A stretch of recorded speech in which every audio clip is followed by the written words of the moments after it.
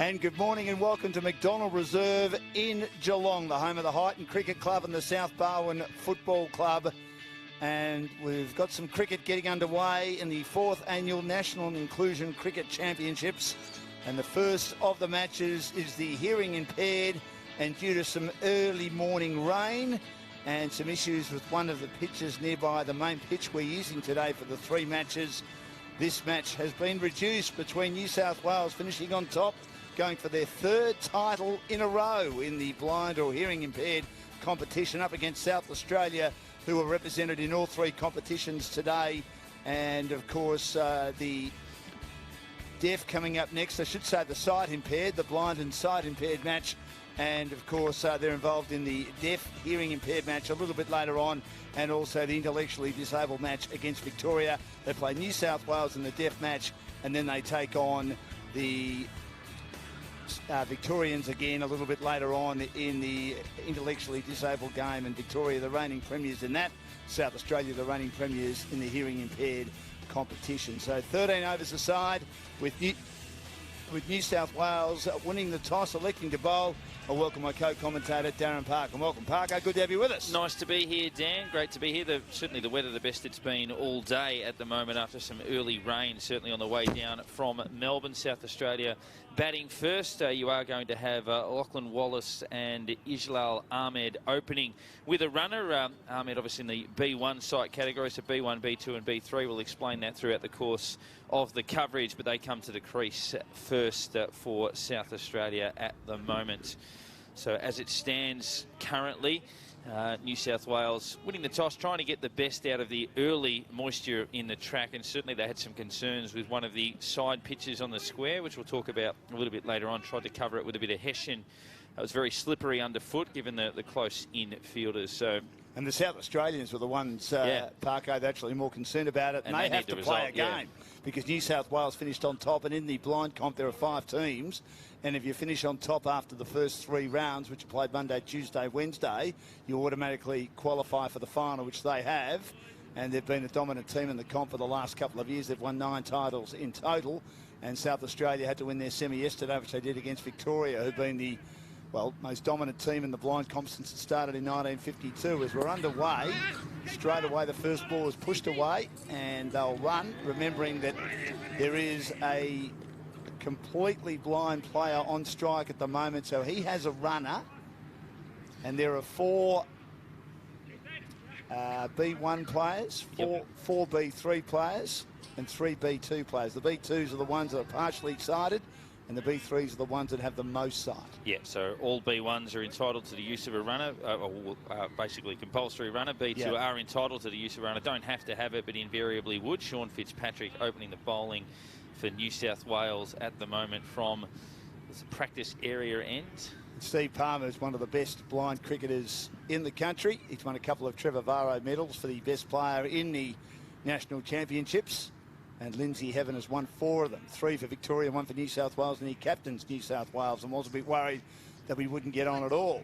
But, as I say, his team doesn't need to win the title, as this is a dot ball from Sean Fitzpatrick.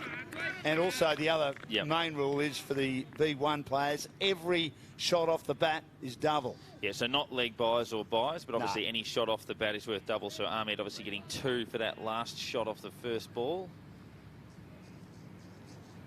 So Fitzpatrick operating from the Geelong end, and there'll be a lot of sweeping. It's the way the blind players tend to play, and they'll come back for 2.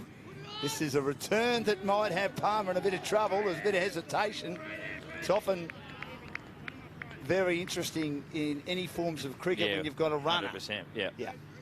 Although at this stage, the runner is at the non-striker's end, so it should be a normal situation. It is when the batsman who's not running is on strike, I would have thought, when it gets a little bit more they got halfway down the track and stopped, and then sort of kept going and completed that run.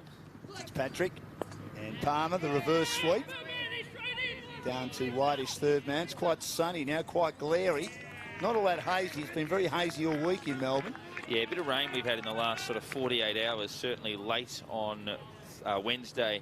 And then obviously early this morning / late last night with the increased wind has blown some of that haze away. But we are anticipating it over the weekend again for those in Victoria think Saturday and Sunday are both expected to be quite hazy, but thankfully, at least for these players, not so, and certainly for our fireys out there, hopefully it's raining in the right places.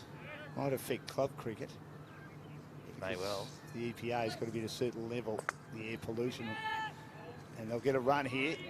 It's just knocked away on the onside by Ahmed. Two Ahmed brothers are both so he'll get two winners. Yeah, he will get 2. So he's on 4. None Wallace for is on 7. 3. Yeah, in the opening over. And this is Ijlal Ahmed, number 9. Tahir Ahmed is number 10. Sean Fitzpatrick, tall player. And this is a beautiful square drive by Palmer. It'll be pursued in front of our commentary position. That's well stopped by Sean Brown. Good return again. Now you may notice that the players will hit the ground, those that are in close, because they're waiting for the ball to come and they want to make sure it doesn't hit them. And they can obviously hear the ball. The ball is a much lighter ball than a normal cricket ball that the deaf or hearing impaired players and also the intellectually disabled players will use later on. And also it has little rattles in the ball so that the players can hear it. Yeah, so correct. It's definitely lighter, so it'll travel across the ground. Obviously means you won't hit it probably quite as far. 10 runs off the first over, 13 overs per side. And as we said, there's 5 wickets basically in the middle of the ground, and the pitch sort of 2 to the left or 2 to our side of the main one. It was very soft. Yeah, very soft and slippery underfoot. They put some hessian over the top of it, but the players weren't all that comfortable with that underfoot, particularly with the long stops, that they might sort of dig that up and potentially cause injury. And the ball could also get stuck there because it's such a lighter ball if you don't get a decent shot, because a lot of the shots are played along the ground, a lot of sweep shots, some square drives. Second over, and Palmer manages to get this behind square for another run. Very neatly fielded in the deep there by Michael Hamilton. The white floppy hat for Michael Hamilton. Good to see that, isn't it? It is, the old wide brim. Used to wear the wide brims a lot. Dean Jones used to wear them, didn't he? Yes. Greg Chappell. Talking of which, I'm reading a great book by Michael Sexton, who wrote the book Chappelle's Last Stand on South Australia winning the Sheffield Shield when they weren't expected to get anywhere near it in 75, 76. He's written a book, Borders Battlers, about the 86 Tide Test, and Dean Jones features heavily in that after his double 100 in his 3rd test, his first test for 2.5 years. Yeah, I think did David Boone also make 100 in that? Got 122, and he was Greg wearing the wide-brimmed hat. Yeah. No, Greg Ritchie actually did in 13 and 24, Greg Ritchie, but it made a lot of runs in the lead-up. Ray Bright was 10 wickets. He got 7, 5 in the second innings, is attempting to sweep this one as Archmail in the second over and doesn't really connect. But he was very, very crook because he suffered from food poisoning. He had a pizza the night before the first day, and it wasn't the smartest move in the world. Spotty, as they call him, said. So this is turned away, but only in front of the pitch. But the two players are very quick, fleet of foot. Oscar Stubbs bowling at the moment. So Lachlan Wallace with Stephen Palmer doing the running Lachlan Wallace. So it's a couple of runs for Ahmed, and we've got Wallace, who's on 7 to this stage. But I think that ground was built next to a sewage plant or something like that, which with the heat and the humidity made... The Buckingham Canal, they call it. Yeah, the Buckingham Canal. It's a great name, but it's a terrible place, or was a terrible place. But Ray Bright was so crook he could hardly move. He hoped he didn't have to bowl, and he was quite relieved when he heard Australia were batting. But Booney had had enough. When I say he'd had enough, he just couldn't keep concentrating. Went out for 122, and Alan Border didn't want to send himself in. He said, "You're in." Even though he wasn't well, Ray Bright. Beautiful shot this time by Palmer as he beats the infield on the onside. It's close to the boundary. I'm not sure that Lindsay Evan has got there. It looks like 4. Well, it does look like 4. He's knocked the cone right in front of our commentary position.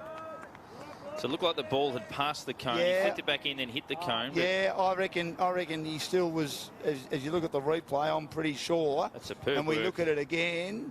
He did flick. No, actually, he might have flicked the cone after. Right on the spot. I reckon that's gone past the cone. Yeah, hasn't hit it, but from my vantage point, that's 4. Yeah, I reckon it's 4. Although Lindsay's such a great competitor. He's not going to give it up. If you think of the imaginary rope between those cones, yeah. If we have a look at the replay again here, get a slow motion. That's 4, I think.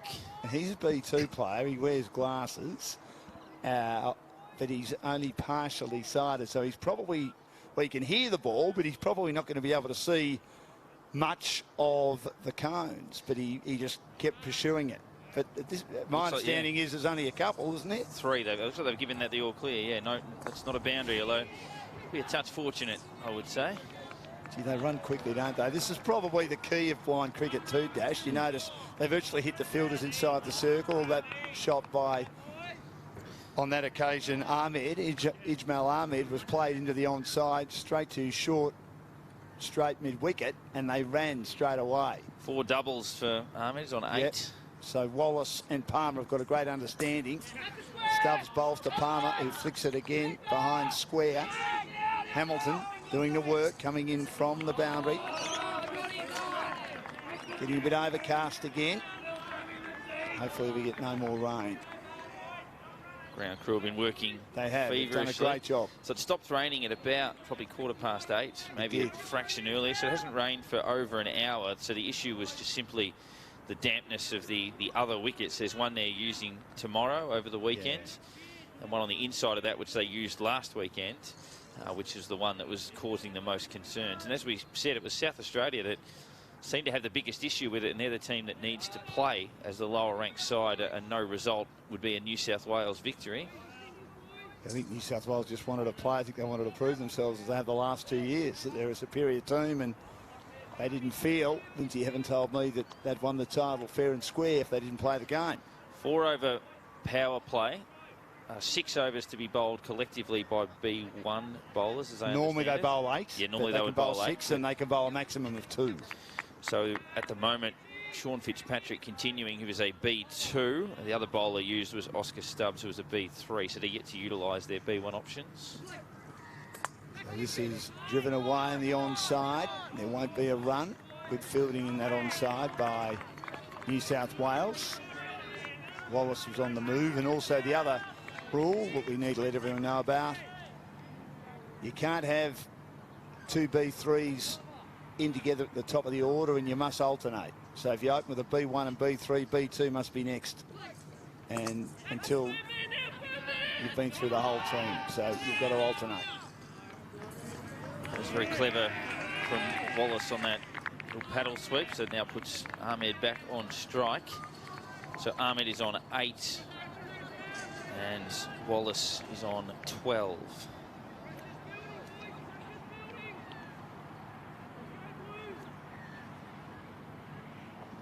So we're into the 3rd over here, and it's none for 21 in the 3rd over. And it's flicked away just in front of the field. It's knocked away. A fielder fielding right on the edge, Nathan Letts. Reminds me a bit of Alan Turner, Dash, who was one of my favourite cricketers growing up. He was one of the first specialist short-leggers, and he used to actually put his hands on the edge of the pitch. There was no boxes used, and there were no helmets used. There were no thigh pads used. Lots of guts, obviously. It's played down the ground by Palmer. Beats the field straight down the ground. And correction on earlier, it's Wallace is running. Palmer is batting at the other end. Wallace is the runner for Ahmed currently. None for 24 in the 3rd over. This has been a good start by South Australia. They'd be happy with this.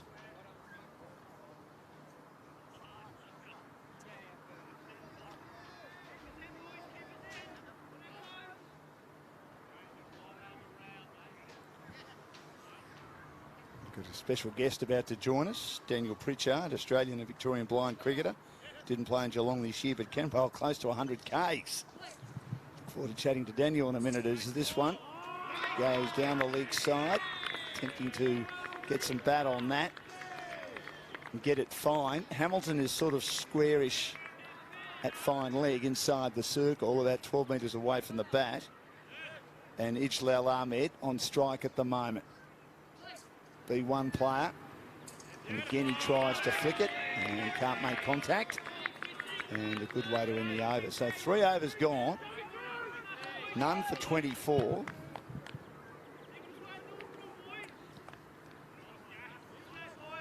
So 8 and over, 13 overs per side in this match as a result of the reduction. Barring no rain delays, our following matches should go off unaffected without any reduction in overs to this point in time. So scoring at 8 and over, 1 over left in the power play. I'd say there's been 1 boundary hit, even though it wasn't recognised as such. I'm adamant that went for 4. Yeah, I was too. So Stubbs bowling. That's a lovely shot by Palmer, flicking it behind square. Beautiful touch by the very experienced player. And as we said, we've got Daniel Pritchard joining us. Daniel, great to have you with us. Welcome to our coverage on Cricket Australia of the National Inclusion Cricket Championships. Can I ask you why you didn't play in Geelong this week? I dare say Victoria would love to have had you in the semi-final yesterday if you can bowl 100 k's an hour. Oh, g'day, boys. Well, it's not always about how fast you bowl, about where you put the ball. Exactly. It's great if you can bowl 100 clicks, but if you can't keep it on the pitch. No, look, this year I just needed... I've been playing the game for 10 years, and 10 lots of Januaries that have been dedicated to the national level. Just needed a year off and going back to basics, going to grassroots cricket, local cricket, supporting the club and rebuilding skills there. Which club are you with? I play with the St Paul's Cricket Club. Right, which is down in the southern part of Melbourne. Very famous football club, very famous cricket club, very famous cricket community. How many? There's quite a few blind cricket teams in Victoria. Victoria have always been the leader, haven't they, in blind cricket? They have been traditionally. Sadly, this year though, one of the clubs folded a week before the season commenced. We had 4 sides that were competed throughout the years, and that went down to 3. So this is the 4th over, and Ardsmale just plays it straight down the wicket, and Wallace and Palmer move so quickly between the wickets. And they get easy runs. 6 doubles for it moves to 12. Palmer is on 16. Daniel, what are your thoughts on this, looking at both of these sides and sort of how you're expecting it to play out? I think the 13 over reduction suits South Australia a lot. The batting order is very, very top heavy, with the likes of Palmer, as we see this shot through, or just bunted down the pitch then, but the dot ball there. But Palmer, the left-hander, very aggressive, is one of the few batsmen in Australia that can execute the chop shot, which we may or may not see come out today. You better explain that to us. The chop shot, it's like the hockey shot, as we see Stubbs come in right-hand, a bit of bounce there, flicked away by Palmer. Is it kind of like a slap shot, sort of? Instead of dragging the bat along the ground like the traditional sweep shots we've been seeing throughout the day, they actually come down like an axe on top of the ball and chop underneath it and get it to carry through the air and try and hit a 6 through it. Pakistan have the world leaders in the shot. They go through a lot of bats very quickly, and if you get your timing right, you're just standing on the boundary watching this ball disappear over your head.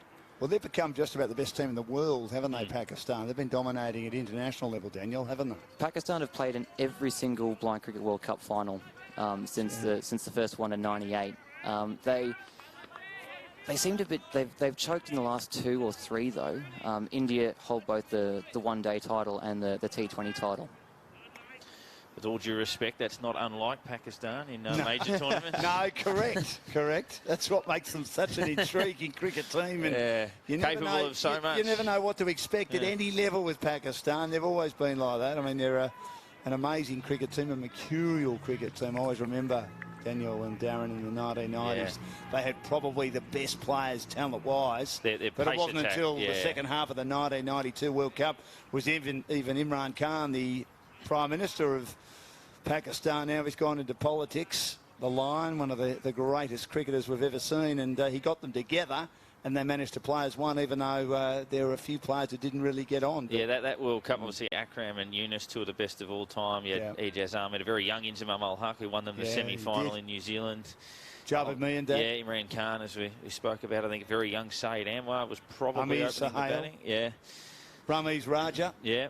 It's a good team. Yeah, I think they won a series in England that same year in '92, actually, a Test series in England. So probably the height of their powers. Very young side that came out here and got belted this summer. Nathan Letts with this delivery now down to Ishlal Ahmed. Ishlal slips it through just backward of square, getting the single. Of course, that's doubled, so 2 runs going his way. And Letts the first of the B1 bowlers in New South Wales. So 6 of the next 9 overs have to be bowled by B1 bowlers for New South Wales. And does Nathan Letts always wear a helmet when he's bowling and fielding, Daniel? I think I remember last year he did. Certainly did. Certainly Vaughan Rolls does. Yes. I guess it's starting to come out a lot more with batters getting better, hitting the ball faster and harder. Yeah, the ball doesn't make a lot of noise when it's coming at you through the air because the rattles inside need to contact something in order for to make any noise. We see the next ball swept by Steve Palmer through square leg. I thought they might have had a run out there because it was taken by Letts, but Wallace never left his ground. No, he didn't. He just stood there. Very, very comfortable. Palmer came halfway down the track. He did. Turned around, went halfway back again. None for 33. And this is the 5th over. It's getting a bit overcast too, boys. Hopefully the rain stays away. I heard it was going to. It was going to rain early, and it came even earlier than the 9 o'clock prediction. It's gone the reverse sweep. So that looked like a bit of a chop there. You saw he came down on it as opposed to dragging his bat along the ground. So probably not timed as well as what he would have liked. Still, he picks up 2. It's good running too from Palmer. He basically said, I'm running to the danger end, and demanded that Wallace come back. So Palmer keeps the strike, and their buys. It always takes a little bit longer in blind cricket to get the ball back into the keeper or the bowler. As I said before, when the ball's in the air, it doesn't make any noise, so it's harder for the players to hear it and track it. So you can't just try and aim at the top of the stumps and get the keeper to whip the bails off. It's got to come in at landing 2 or 3 metres before it reaches the keeper. So there's a bounce, there's a sound to track and listen to then be able to locate the ball and put it on. Yeah, your reverse chop again. This one down through backward point. This is rolling into the hands of number 8. Michael Hamilton. Good running again. Now, who's the better player? Steve Palmer? Or Lindsay Heaven? Or Daniel Pritchard? Different skills in different areas. I mean, you're comparing bowlers to batsmen. I mean, what do you... So how would you approach bowling in this situation in a reduced game to somebody like Palmer, one of the key players in the opposition? Well, you're asking a fast bowler about tactics? Well, we've still got the fielders outside the circle. Palmer then smashing that one away. The key to beating South Australia is to get Steve Palmer out. If you let him get away, he'll just keep making run after run after run. And same with Lindsay Heaven, isn't it? Same with Lindsay Heaven. Palmer probably has a slightly faster strike rate and can be more damaging. But Lindsay is definitely more consistent with the bat. So you've risk return. I think you need to go aggressive as you can at Palmer to try and force him into doing something. Otherwise, he's just going to have to wait for a slower bowler to take on. He's on 21 at the moment, Palmer. Scoreboard's an over behind, by my reckoning. Yeah, it's definitely into the 5th. Yeah. Unless it just completes at the end. Yeah, it might do that. Sharp running. It is. I mean, the ball's only knocked away a couple of metres from the bat. Wouldn't want Graham Wood playing in this game. Was that taken cleanly by Fitzpatrick there on the offside, or did it get through? I think it was half bobbled. Didn't look like it went straight through. Yeah, certainly. Well, he's B2, Sean Fitzpatrick, isn't he? Remembering that... he did stop that. Remembering that if you are a B1 player, as you would know, Daniel, if you take it on the bounce cleanly, it's a catch. I've only ever seen one B1 catch ever taken in blind cricket. Is that right? That's right. It was the 2012 Blind Ashes series. We went down to England, and former New South Wales player David Saxberg was hit straight into him. It hit the ground and he got his hand around on the rebound. Gee. Stephen Palmer's changed his bat. Has he broken the bat, or he's just looking for a new one? I wonder if often when you get a new bat and you're in good form as he is, we can see it can affect the momentum. Maybe he doesn't feel he's quite middling them. New South Wales are bowling totally blind bowlers now from both ends. We've seen the last over from Nathan Letts, and this new over looks like it's being bowled by Brian Edwards. So maybe he's changing bats for the, maybe we'll start seeing the chop shot come out here with Ishlal on strike though. Missed that one. Rightly so. It was well left. Umpire Chris Ives signals it was a wide. 14 not out is Ahmed at the moment. Palmer 21. South Australia in all 3 finals. Reigning champs in the Deaf, and they got beaten in the final last year in the ID. Why are they so strong, Daniel? South Australia? Yeah. I'd say it's the involvement from the Saka. Yeah. That helps, doesn't it? It certainly helps. In different states, it's the partnerships with the disability groups are at different levels and at different stages of progression. It's next ball from Edwards down the offside. The umpire's arms come out again, so Edwards has started this over with 3 wides. The more support you get from the state bodies, the blind cricketing bodies can instead of trying to focus on developing their state teams, can turn towards grassroots development, recruiting players, getting them in, expanding the competition. Next ball by Edwards is hit by Ishlal. Scamper through for a single, which is doubled to 2. Just noticing before Edwards, after he bowled the 3 consecutive wides, just, I guess, reaching for the position of the stumps, probably to get his exact bearings and obviously correct that line, which he was able to do on that last delivery and force a shot from the batsman. So this is the 6th over. The field's still running around for South Australia, so for New South Wales, so that's what the delay is in play for the moment. He holds his arm up, delivers. Reversed by Steve Palmer. Oh, no, he's a left-hander, of course. There was normal shot through Steve Palmer, through backward square, disappears behind the pillar for me. Just the one. So you, excuse me, was B1, B2? I'm classed as a B2. B2. So B2 is a range anything from having anything above 0% of eyesight up to a maximum of 5% of standard vision. So that can either be a field degrees of 5 or less, or a maximum clarity of 1 in 30. So what you'd see 30 metres away, I see it just as clearly at 1 metre. Okay. Yep. So you've got the binoculars on at the moment. So how much are they helping you? And obviously they're specially designed, are they, to help you see a bit more? No, these are just your run-of-the-mill binoculars you can pick up from any old store. And well, without them, I wouldn't be able to. Steve Palmer driving that ball there down the offside. Sean Brown's able to get a hold of it out there at mid-on. No, mid-off. This left-hander, right-hander is going to ruin me.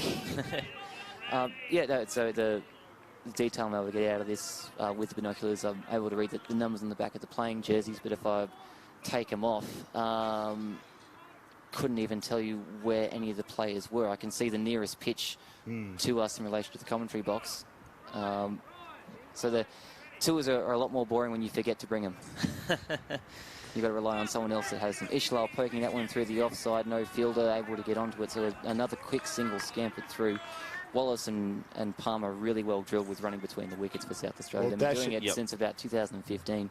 Dash and I have been broadcasting Daniel for a long time, and the most important tools we need in broadcasting are our binoculars to call the football, to call the cricket, to call whatever sport we need. Mine being left at Amy Park wasn't the best idea. You'll get them, don't worry. But I mean, without them, we wouldn't be able to see a great deal, and we're lucky enough to have full sight. I mean, can I also ask you a question? Were you born with low eyesight or not much eyesight, or has it deteriorated over the years, and have you managed to cope with it all? I was born with my genetical condition, but it's a degenerative one, so it's gotten worse over time, but it's since stabilised to where it is now, where I'm only able to see out of my right eye, and that's the 1 in 30 of what you'd see at 30 metres. I see it just as clearly as at only 1 metre.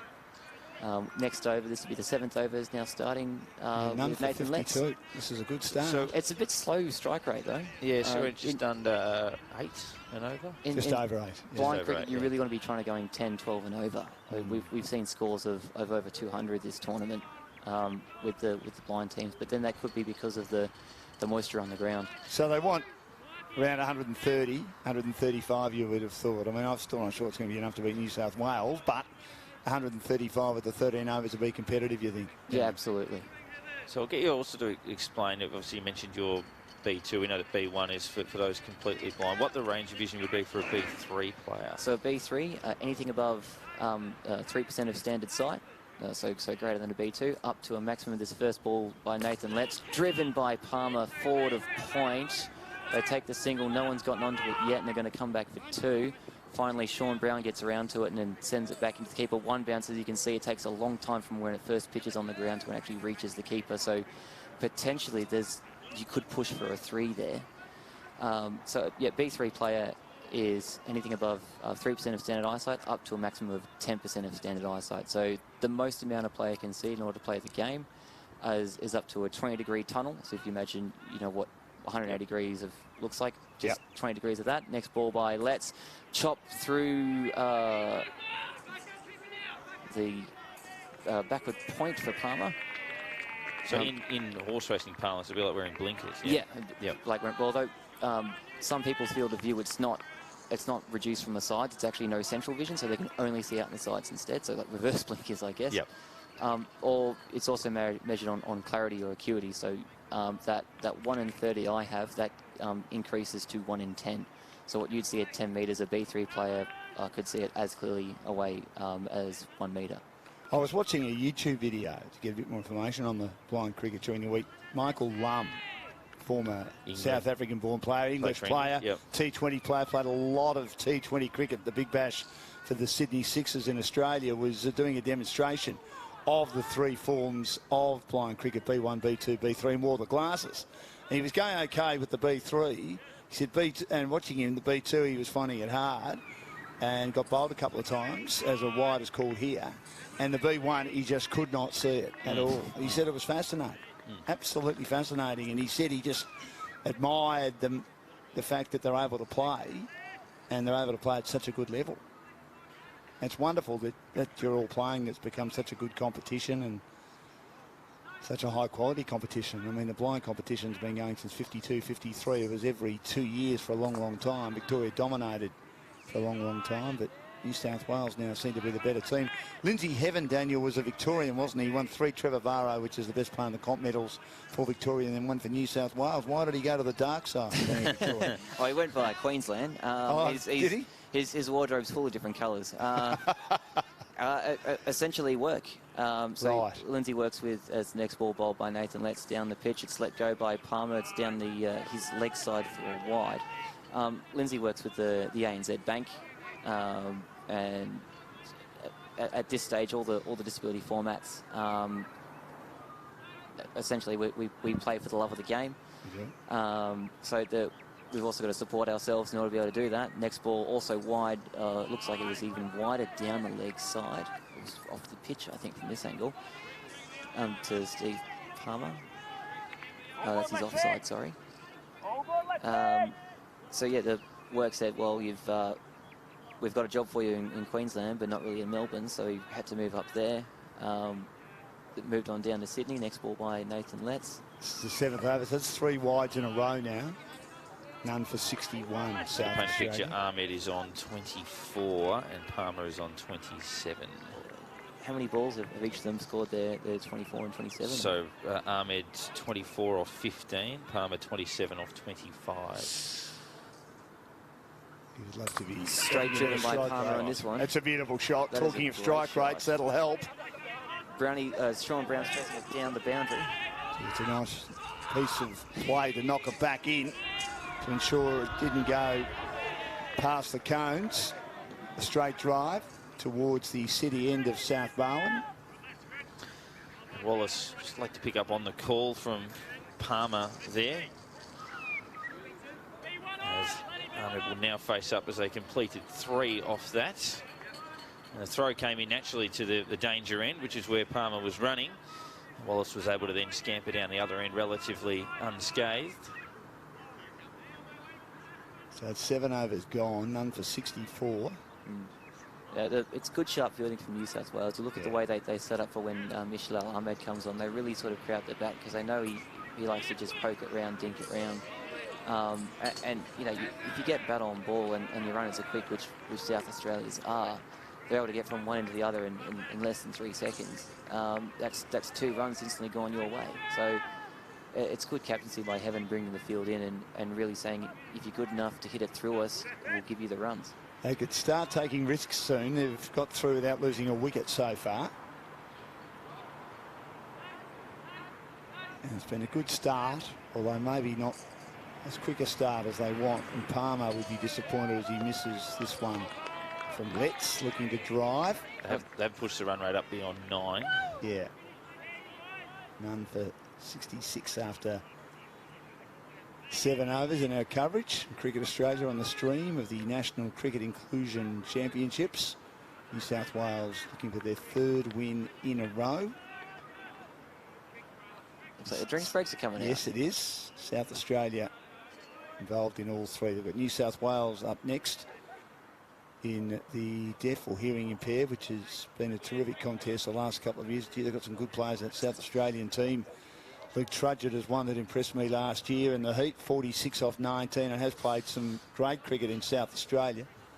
Very, very good player. Got some good players in that team. And then Victoria plays South Australia in the ID, and South Australia have won that the last couple of years. And they won it in 2018. Victoria just beat them last year. And Gavin Hicks, the big fellow for Victoria, would be good to watch. He got Victoria home last year with a lot of straight sixes. Big, powerful man, bowled some good off-spin and wicket kept, so he did everything. And South Australia have got Chris McQueen as their captain, who's made a couple of 80s and unbeaten 84 last year, got them back on track. So some very talented cricketers, Daniel and Darren, out there in all 3 forms, which is magnificent, isn't it? Certainly is. So we've got the drinks break out there at the moment, but yeah, good to see at least some Victorian presence in a final today, which is nice to see. We're closing in on 10 a.m. local time. We're obviously, the start of the game came about a bit earlier than we expected when we were initially out there for the first pitch inspection. They were going to re-inspect at 9:15, and the umpires were hoping to play by 10. Then all of a sudden, the sun came out quite brightly, dried the ground very, very quickly. And within about 20 minutes, a decision was made to get the game underway. So looking at the 2 sides at the moment, so Palmer 30 not out off 26 deliveries, so striking it at 115, and Ahmed 26 off 16 with 13 doubles basically for him, striking it at 162.5 to this stage.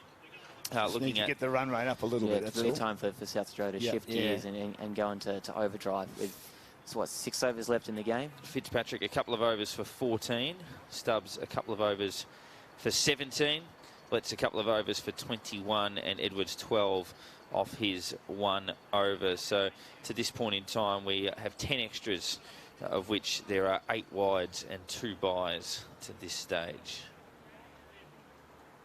Xavier playing his part as always.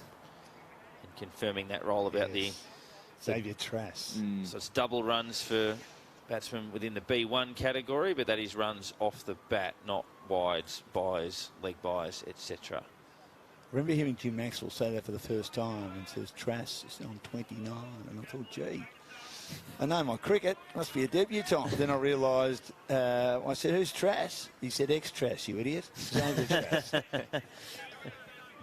Old S. Undries. Yes, that's another one. Well, it's makes you feel any better. Both umpires are Victorians, so we are in the final in some way. both Michael Clements and Chris Ives are very experienced. They've actually done World Cup finals together. And 3 Victorian commentators as well. That's right. Well, we can't be accused of bias at the moment, can we? No, that's right. Do you plan to go back to the national or international level, Daniel? You just, as you said, you just wanted a year off to go back to grassroots cricket to sort of, you never not enjoy being at the national and international level, but I suppose the pressure's a little less intense, isn't it, at times? Yeah, it's a lot different being able to just play your park cricket on the Saturdays, captain your side, and really enjoy what's going on. It's a little odd being a bowler and being up there as one of the highest run scorers so far in the season. I'm probably going to jinx myself now and wind up with a bunch of ducks for the rest of the year, but it's just been really refreshing just to not worry about the pressures of the state level and just focus on just the basics. As we see Palmer slapping that one away through the... He's got to go here. Offside, he makes it. Yeah. Probably should have gone to the bowler's end. I think so. On that occasion. They were both probably equally short of their ground. It was just obviously a closer target. He's not as quick as Wallace, though, No. Dash. He's not. No. And he's been slightly hesitant in running. That's why they thought they would throw, obviously, and we can't hear it too much, but there would be a lot of conversation the whole time. Next ball from Edwards. That one's Swept into the keeper's Yep. foot. He tried the reverse sweep, didn't come off. I don't know if you've had a look at the ball, boys, but it is solid as a rock. That it does not have any give at all. When it collects, you know about it. Kind of like an indoor cricket ball for those. Oh, it's home. more like it's as solid as a golf ball. Yeah. It's literally just a giant golf ball with some ball bearings inside. This one's attempted chop through the square leg or backward region. Oh, big mix-up. And they can get Just got another through, run yeah. here. They Oh, just both seem to at the know same each end other at one pretty well, stage, these yeah. two. This is a good start. Even through the closed door of the comm box and the headphones, I can still hear the coach of South Australia shouting out from the sidelines. Yeah, I can hear that. He's up and about. None for 70 in the 8th over. Edwards' next delivery, right-hander. That's a good shot by Palmer. Flicks it behind the corner. That should go for 4. It does. He got that very fine. Very fine indeed. There wasn't a lot that Michael Hamilton could do about that one. Diving all over it. He got there, but the ball just got past him. It's not the quickest outfield because of the rain, but it's drying up, although the sun hasn't been part of the contest since the first couple of overs when it was quite glary. But the smoke haze isn't a feature today. 38 not out now, Palmer, with his first boundary. As we said earlier, I thought he was probably dudded of one down on the boundary in the early part of his innings. One for 76 in the 8th over. Edwards' next delivery. Palmer just lets one go, and why not? It's wide. Oh, no ball, I think. Free hit signal by umpire Chris Ive.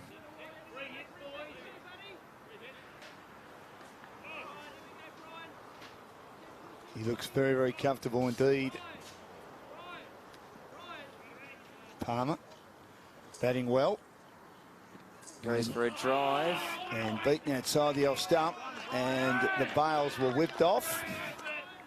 But They were never put on. we don't tend to have bails sorry. in our game. Yes, well, the stumps were knocked down. Sorry about that, Daniel. Still learning the game a bit. Caught enough cricket to think the bails are whipped off, if you know what I mean. Yep. Even in backyard cricket, we whip the bails off sometimes. Yeah, even we if it's a do. pin or Yeah, something. whether they're on Painted or fence not. post Yeah. or the rubbish bin, yeah. Can I ask a silly question? Go for it. Why? Why no bails? Well, you see the totally blind bowlers, they fill the stumps to line themselves up. Yeah. If you had bells perched on the top, every time the B1 bowler goes to line themselves up to gain their bearings, those bails are going to come tumbling off.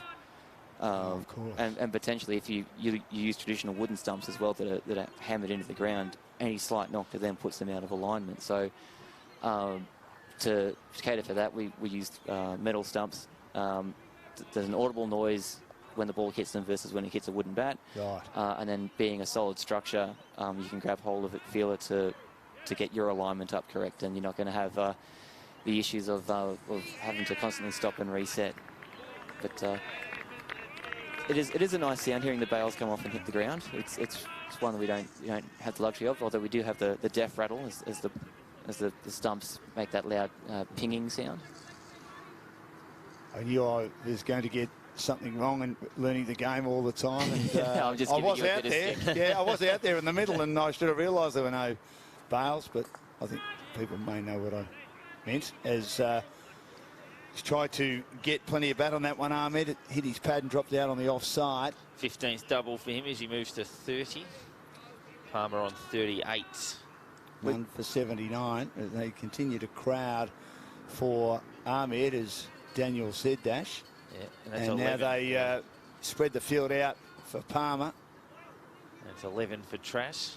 8 wides, 2 byes and 1 no ball. If you look at his stance, he's exposing the stumps. Get Daniel to explain the way he bats there, as he again just opens the blade and works it away to short third man. And Michael Hamilton, touch of the fumbles there, but a couple of runs on the board again. They pick up 2 for it. Do you always battle all that, Palmer, where he just virtually bats on off stump and you can see the stumps? Most batters will bat outside the leg stump. Right. With the ball coming underarm and close to the ground, if not along the ground, depending on the bowler, you want to give yourself as much room as possible to play the sweep shot. Right. Next ball from Letts. This one's, Palmer's not even interested in that. He just walks off, as it's, well, why wouldn't you? It's on the grass down his leg side. So, but when you're standing on middle stump, you actually reduce your ability to hit 360 with a sweep. But by standing outside the line of leg, you're able to move around a lot easier. Next ball again by Nathan Letts. Again, looks like it was down Palmer's leg side. Palmer being a left-hander, so Letts 2 balls in a row. As a right-hander bowler, he'd probably just taking it across his chest on delivery. This is the 5th over in a row of B1 bowling. Of the required 6. Now that's just driven by Palmer 3-point, and that's either hit the umpire or his teammate Ishla, who's standing behind. Hit his bat. I think it hit his bat and ricocheted away. So they came back for the 2. Yeah, you're right. Palmer has headed towards the leg side more often than not in recent times. I thought he started on the off a bit, but he's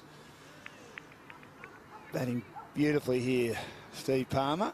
We're in the 9th over, and it's none for 85. 4 overs remaining after this. 13 overs aside, with rain delaying the start of the blind grand final. National Inclusion Cricket Championship Day. Splice through backward point off Palmer. I don't think it's where he wanted it to go. It's picked up by, is that Stubbs or Hamilton? Number 8. Hamilton. Yep. Again, getting 2 runs from it. Yes, they're getting the 2s comfortably, these 2. None for 87 in the 9th over. So it's good to see that run rate is definitely picking up. Next delivery from Nathan Letts. This one's smashed. Oh, fumbled there by the close infielder. Oh, how would you explain that as a commentator, Dan? Well, Ben Felton did pretty well because it was smashed at him, really, and he's only a couple of wickets away. He's actually, Dash, isn't he, on that wicket, which they had the Hessian on. Right on that. And we're saying, OK, well, you can play. The ground staff said, well, you can play. We'll put the Hessian on, and that's when the South Australians and the New South Wales players said, well, hang on. We'll be wearing spikes. This is where there could be some injuries. So that's going to be a real cause for concern. That's what also delayed the play. So he was right where the Hessian was on that part of the wicket, which was quite muddy and soft. Dash and I went out there to have a little bit of a look at it, and Ben Felton did well to stop that one, but it was travelling. It went straight into his leg, but as it hit his leg, he also went down to block it off with his body, and then when he tried to find it, he wound up whipping it away with his hands instead of bringing it closer to him. So that's the way it goes sometimes. But a single was still taken. We've got Ray Moxley joining us in just a second, Daniel. So we'll make a switch at the end of this over if possible. But it's been great having you. So how's your season been going for St Paul's? Oh, Saints are... We're actually in the middle of a 2-day game. The day 1 was played on the 21st of December, and we're coming back for day 2 on the 1st of Feb. Can you remember what happened? I can certainly remember what happened.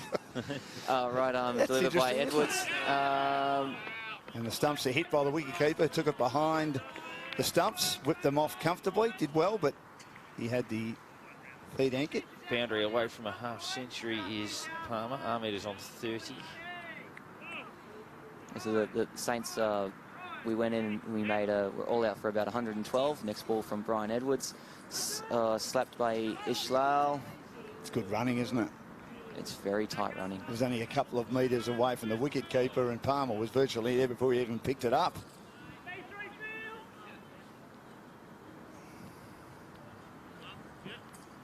Now the field's running around for Steve Palmer. They're all spreading back out again after being in nice and close for Ishlal Ahmed. Of course, poor Michael Clemens has to run from square leg to square leg. Never understood why the umpire stands at square leg and not at point. For blind cricket and even other forms of cricket, I feel like you get a better view from the point side than staring at the back of the batter. And given the number of sweep shots they play as well, generally with the majority of batsmen being right-handed, not all, but the majority, you think square leg puts you more in the firing line. And you see that with our stumps here, they've got a black mark on them on the bottom bottom part. Yeah, I do see that. So when a bowler's bowling towards a totally blind batsman, a B1 batsman, if the bottom of the ball crosses over the height of that black mark when the ball passes the bat and hits the stumps, it can't be given out. So if you're the square leg umpire, you've got the best point of view. But if you're standing on the leg side, you've got a batter's legs in the way. Right. We did see an issue in the Big Bash the other night where generally umpires fielded square leg. This time he stayed at point and actually got in the way of a fielder trying to take a catch in that game. Well, I was doing a match agitated the Renegades in the Cricket Southern Bayside comp on Tuesday, and the umpire was at very deep square leg. He was 3/4 away to the boundary. And those matches were almost called off because of all the smoke haze. Thought he'd sneak off to get a beer between deliveries. I've never seen an umpire so deep. We've got a building, a multi-storey building on the side of one of our grounds, and in the afternoon, the umpire at square leg just seems to disappear closer and closer towards the boundary as the shadow encroaches on the. Stopped the run rate here as he hasn't been able to get off strike much. The run rate stopped, but Xavier Traz is at it again. Yes. It's wide down the offside from Brian Edwards.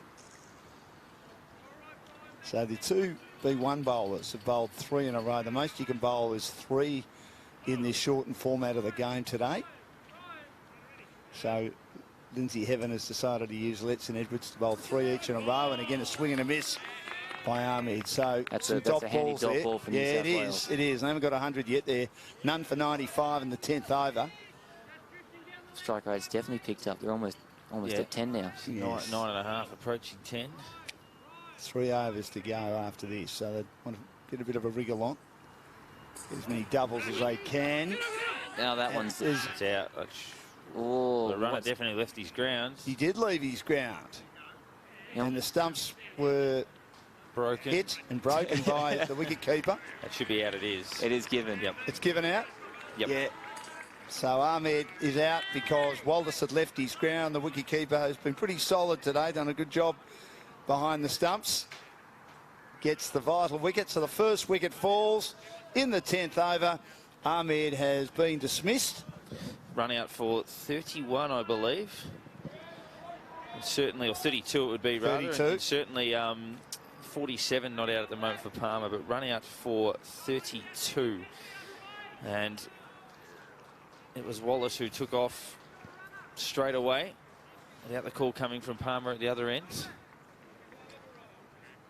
So 1 for 95 in the 10th over. So I've got Mark Haskett as number 5, but I have a feeling Daniel's going to take a rest. We thank Daniel Atkinson for joining us, Australian and Victorian fast bowler.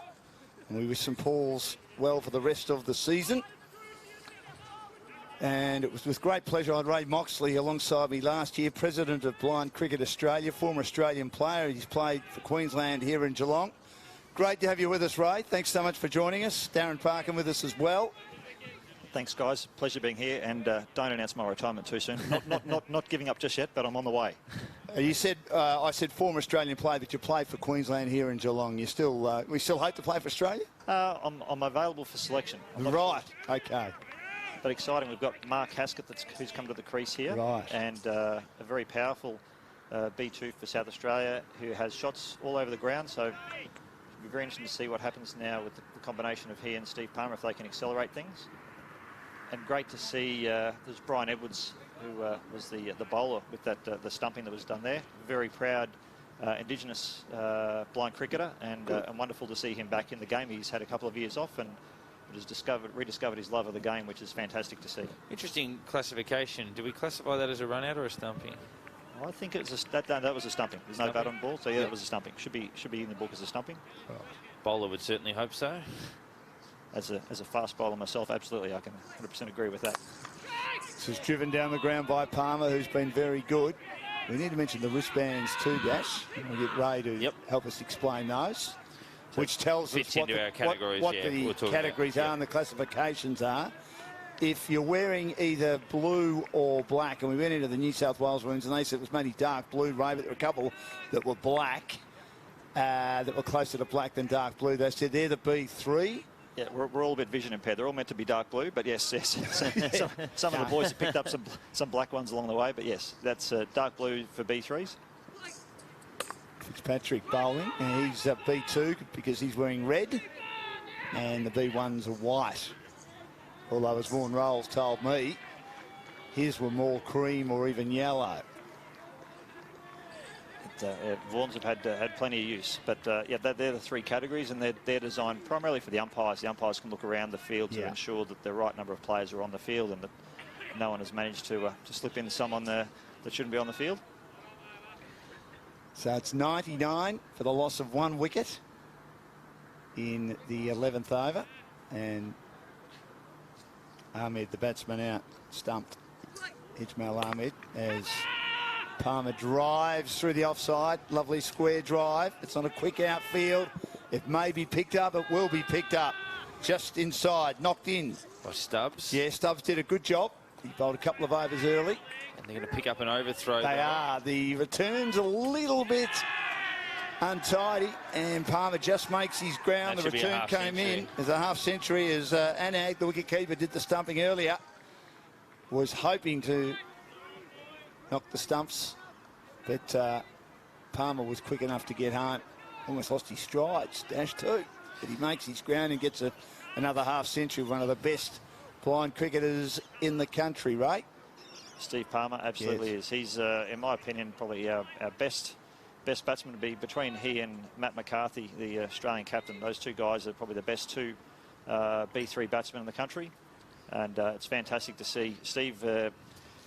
He's been I guess, the linchpin for South Australia for a number of years, but it's exciting to see all the work that the South Australian Committee are doing, and that's also in sort of with the assistance of Saka.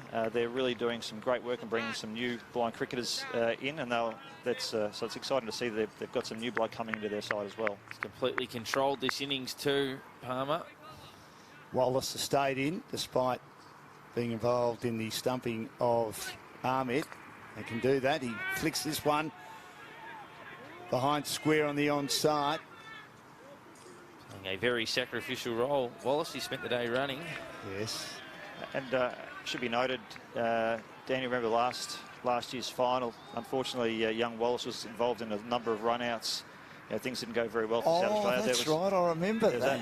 He was devastated, wasn't he? He was in tears partway through that game, but it's great to see how he's recovered. I think he's done a fantastic job running between the wickets today. Really inconsolable, wasn't he, Ray? I remember that now. Oh, very sad scene. So he's been lightning quick today. Obviously, only the one mix-up on that stumping, but he's turned a lot of ones into twos and a couple of twos into threes. Well, with that stumping, I mean, there were a few sundries that over to get the score ticking, but unfortunately, sometimes the teams will look at the score and they'll see the strike rate dropping down on a totally blind player. Yes. If the bowlers have picked a spot to bowl where the guy can't get bat on ball, then you can find a little bit of gamesmanship comes into play, and every now and then you'll see someone getting out stumped that you think probably it was probably time for them to move on anyway. But yeah, I think he's done a great job, and he's certainly a bit of a whippet between the wickets, and he's one of the guys coming through for South Australia. He's going to be he'll be playing for them for the next 10, 20 years. He's a great young guy,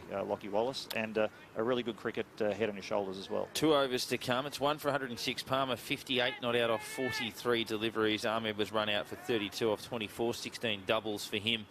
Batting in the B1 category.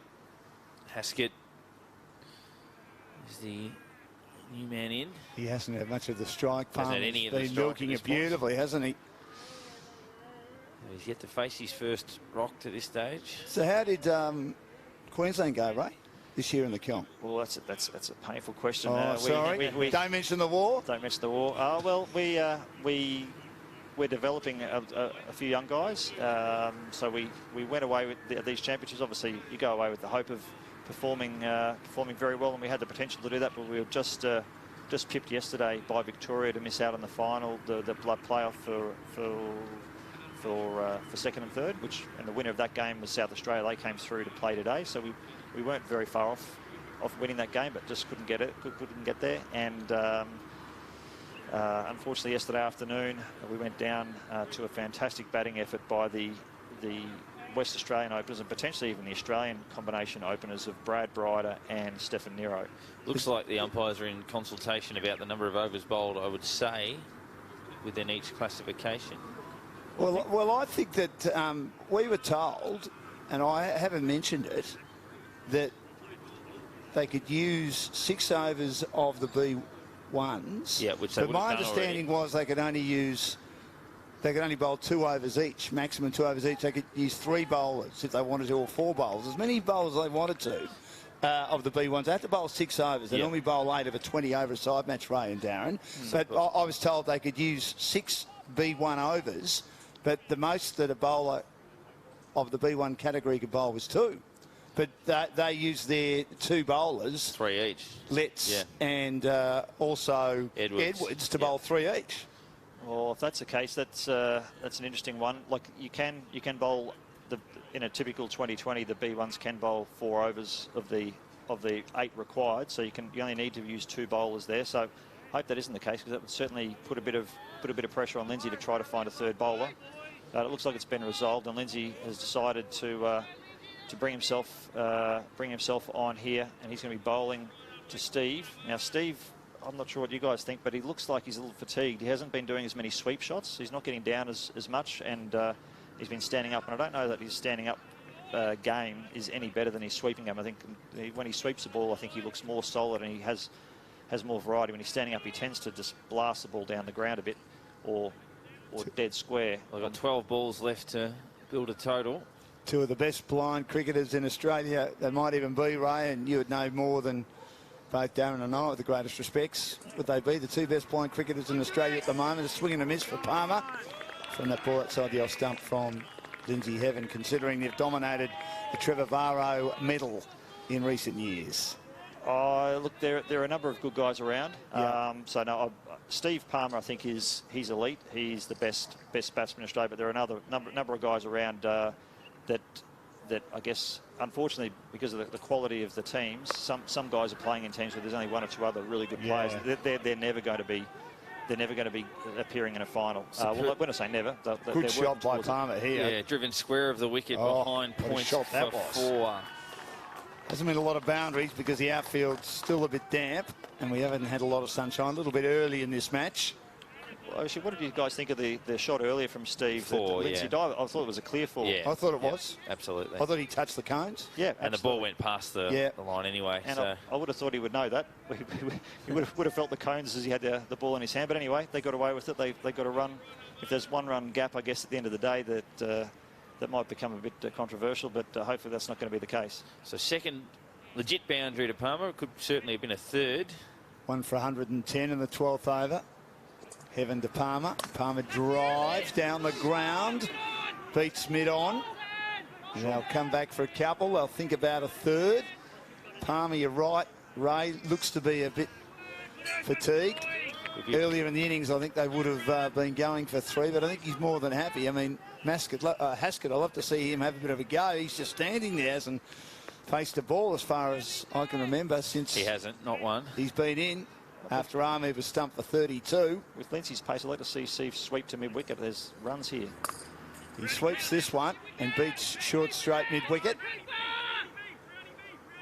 And having a lot of work to do and doing a good job for the New South Wales side is Sean Brown. There's a gap of fraction square. If you hit that a fraction square, I think that's going for a maximum of, well, certainly a 4 anyway. If he can get onto it, because the pace Lindsay bowls that will certainly get it there in a decent hurry. But he hits a 2 square. You've got Oscar Stubbs by the looks of things down on square leg boundary, and was that Ethan? 1 for 114 in the 12th over. Evan to Palmer, the battle continues, and he drives the next one, again beating short straight mid-wicket. Brown has work to do again, knocks it back, picks it up. And in answer to your question, it is Ethan Scarth down on that deep square leg boundary. So there's a gap out here for sure. I'd be just trying to sweep it. It's just forward of Ethan. I think he can split the gap there and probably save his legs and hit a couple of boundaries. It's been a good over for them so far. So what's that, 4 and 2 twos? 68 not out for Palmer. 1 for 118. He missed out in the final last year, which probably cost South Australia a bit, but Lindsay Heaven again was the difference. Wonder if it'll be the difference when they chase very soon. Score, I reckon, of around 130. Would it be enough? Right, I mean, New South Wales strong team on top of the table, won the last 2. Look, 10 and over is a good total to have. I think South Australia's, I mean, that's something they can bowl to. I think if they had 150 on the board, they would have been wrapped with that. But 130 certainly puts the pressure on New South Wales. There's a run out. It's all over. Yeah, well, that was interesting there because the ball's come back and poor old Wallace, he lost the bat and it seemed to hurt his, I reckon, his hip or even his hand. He just dropped it and he thought, I'll run again, and didn't realise the ball was very close to the wicketkeeper Anag, and he's been run out. He was out of his ground. And yeah, I get the feeling with the soft nature of the track that maybe he's put the bat in the ground and it's stuck in the ground, and as a result the handle has hit him in the stomach. Right. And he's dropped the bat as a result of that pain, and then sort of turned for the second and has been run out. We'll see if we can get a side of that. No, he's actually just run into Palmer on the way down, and it's actually been his bat that's hurt him. Oh, and he wasn't looking for the ball coming in, and he's, that's terrible, boys. And Mark Haskett would have been out there for maybe 10 or 15 minutes, and he's got a diamond duck, or he's tossed his bat over the boundary. Not happy that he's not faced a ball. But that's cricket, and Lockie's holding his ribs. He's certainly got a bit of a bump from Steve Palmer. Worst dismissal imaginable is a diamond duck. Yeah, he's disappointed. You can look at him now as we look at the in-house monitor. Hasn't been able to get any strike whatsoever.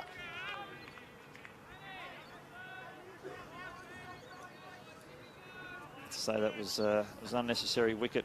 If anyone needed to go, maybe Steve, who's starting to run out of legs, would have been the guy to be sacrificed there. But they're very unfortunate circumstances for Mark Haskett. Michael Zanis, the new man in. We thank Michael too for helping explain a lot of the rules to us when we were speaking to the South Australian boys before the match. The most experienced blind cricketer out on the field, Michael Zanis. He has played more internationals than any other player, and I think he and I all run out here as well. That's out, run out. That is run out. Yes, Palmer is run out. He was running to the danger end as his teammate just stayed there. Of course, he's running for Zanet being fully blind. Hansen. That's Chris Hansen, that's right. And he was virtually right with Palmer, and the throw came in, and Palmer was just short of his ground to the striker's end. It ends a great innings of Steve Palmer. The disappointment for South Australia is stumping and 2 run-outs. I think he's made 70, Palmer.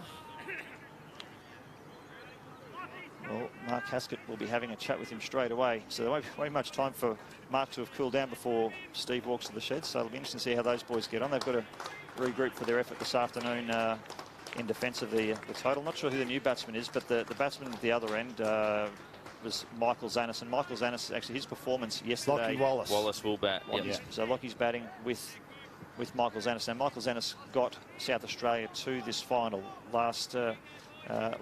yesterday evening. I think with only a few balls to go, Michael Zanis ended up with 8 off 2 balls, and it was that little knock that got South Australia in the final over Victoria. By 3 balls they made it. So he's got a little bit of form.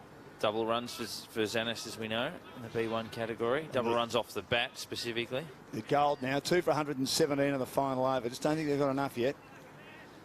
be just watching Michael Zanis there warming up behind the umpire at square leg, swing his bat and windmill style. If I were the umpire, I'd make sure I had a bit of room. Yes. Looks like he loves it, Michael. When we were asking questions, we'll get Michael out, we'll get Michael out. He came out straight away, more than keen, Ray, to help us out. He was wonderful.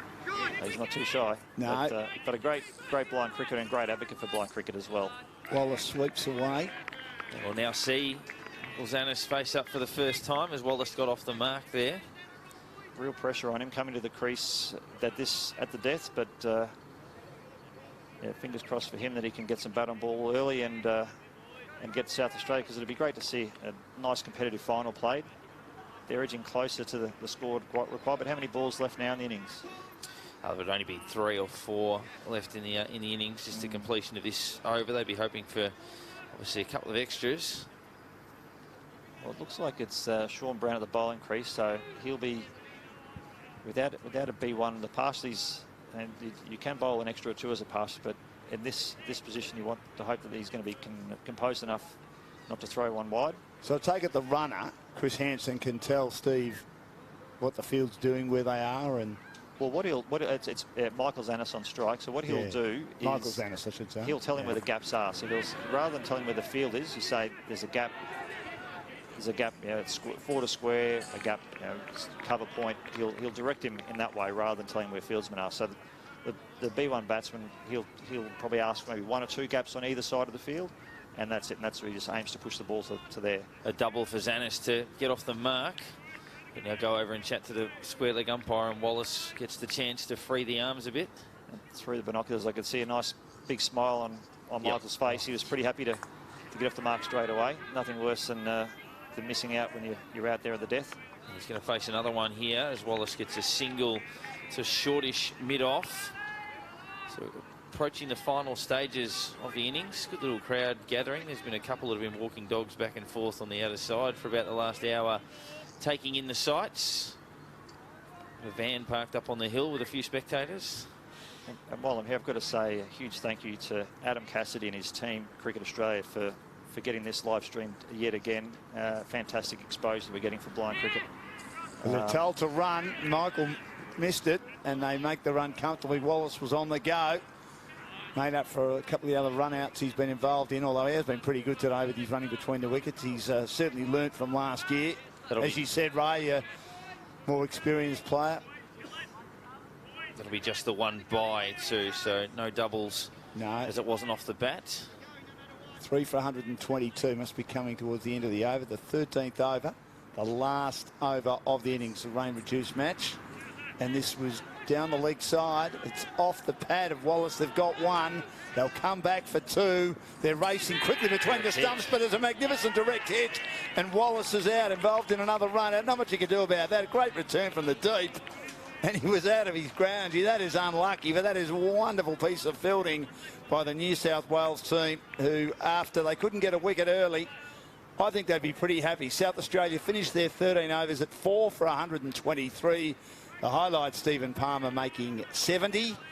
And there was just 1 wicket where a bowler was involved, and that was the first wicket where Ahmed was out for 32. One of the B1 batsmen, Ismail Ahmed, and he was involved in a great partnership with Steve Palmer. But other than that, they're all run-outs. But what a great way to finish. 4 for 123. Ray, they need 124 to win, New South Wales. Can they do it, or will they do it? Well, I think that, in my opinion, I think South Australia have arguably the best totally blind bowlers in the country. They, as a combination, they're very, very strong, and I think that could be the key to them this afternoon when they bowl tactically, when they bring them on.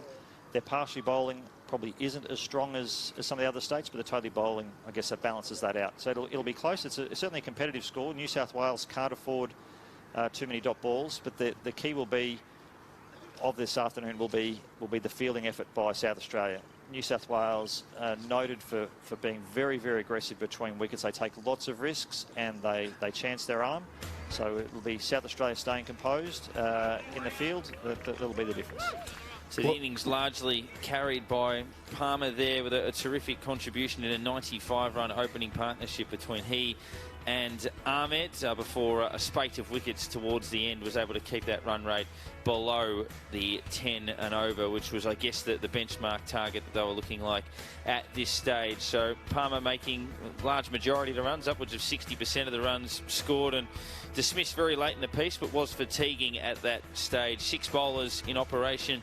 Fitzpatrick, Stubbs, Leitz, Edwards, Heaven and Brown towards the end, with Fitzpatrick, Letts and Edwards bowling their maximum allocation of overs. We saw a couple from Stubbs and then one each from Heaven and Brown towards the end of it. So in the end, fairly tight. Stubbs the most economical of the bowlers in a numbers sense from his 2 overs at the start. We'd love to have you back, Ray, if you're happy to be around for the second innings. Ray Moxley, I should say, is the president of Blind Cricket Australia, former Australian player, or sorry, has been an Australian player, still wants to be an Australian player, not retired yet, and played for Queensland here in Geelong. He's part of our commentary team with myself and Darren Parkin. We'll take a quick break. It is overcast, but they'll get their 13 overs in a minute. New South Wales trying to win their 3rd blind total or sight impaired total in a row. South Australia finished at 4 for 124 of their 13 overs. New South Wales need 125 to win. Back shortly at McDonald Reserve.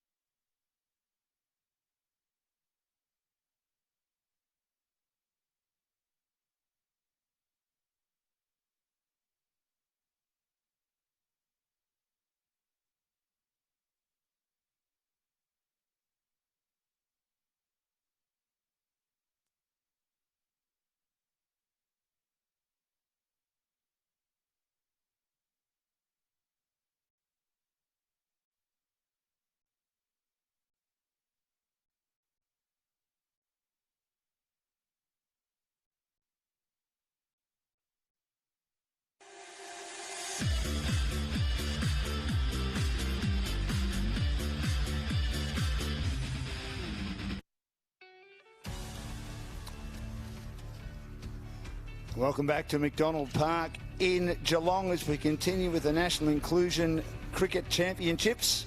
And we're in the blind grand final now. 13 overs aside due to some rain early on, which delayed the start of the match. South Australia made 4 for 124. They're involved in all 3 finals today. New South Wales, the reigning champs, have won the last 2. They need 125 to win the title for the 3rd year in a row. And Steve Palmer starred for South Australia with 70. They had 3 run-outs, particularly late in their innings. And Michael Palmer, Steve Palmer, I should say, is going to kick things off by bowling the first over from the southern end. Ray Moxley and Darren Parkin with me in commentary. It's getting more overcast by the minute, boys, but hopefully the rain will stay off. I was told the rain would come early in the day. It would be a bit overcast, more overcast than I thought. And straight away, Lindsay Heaven, two for an LBW, going down the leg side. Steve Palmer is a very good left-arm bowler, bowls with a lot of swing. He's almost sort of halfway between swing and spin. He gets it to move quite a bit. It sort of accelerates the swing as it's coming into the batsman, and might have confused Lindsay first ball up. He's very good at picking the gaps, Lindsay Heaven. I remember from the last 2 years, he's made 2 very good half-centuries, Ray, and he just moves beautifully between the wickets. Just got a single there, opening the batting with Nathan Letts, with Michael Hamilton doing the running for Nathan Letts. Nathan Letts, one of our B1s. He bowled 3 overs. Good partnership between Ismail Ahmed and Steve Palmer set up South Australia's score. Whether they've got quite enough, it was under 10 and over in the end, we're not sure. New South Wales, very good side, finished on top. Letts was the most expensive of the bowlers, going at 11 and over 3 overs for 33. So he'll be aiming to give some of those runs back here. I'm a little concerned that the South Australians haven't got a partially fieldsman really close to the bat. I think that's going to play into New South Wales' hands. It's a bit of bat on ball. And I think New South Wales could pick up some quick, cheap runs here if South Australians don't react to that. Yes. Dot ball swung down the leg side, and I guess that's the beauty of Steve's late swing. Makes it very hard for a totally blind batsman to face. So here the ball on one part of the wicket, and as they go to play it, it's moved, could have moved a foot. Yeah, look at that again, just watching it on the in-house monitor. It does swing, doesn't it? Appreciably. So another dot ball. None for 2. Almost like playing billiards on a table with 3 legs. Yeah, correct. Look at it swing away. Be a pretty mean lawn bowler. Oh, yeah. Very slow to get going. Hamilton, there could nearly be a run out. It's a direct hit out. Hamilton was very slow to get going. He should know that Lindsay Heaven is as quick as a flash.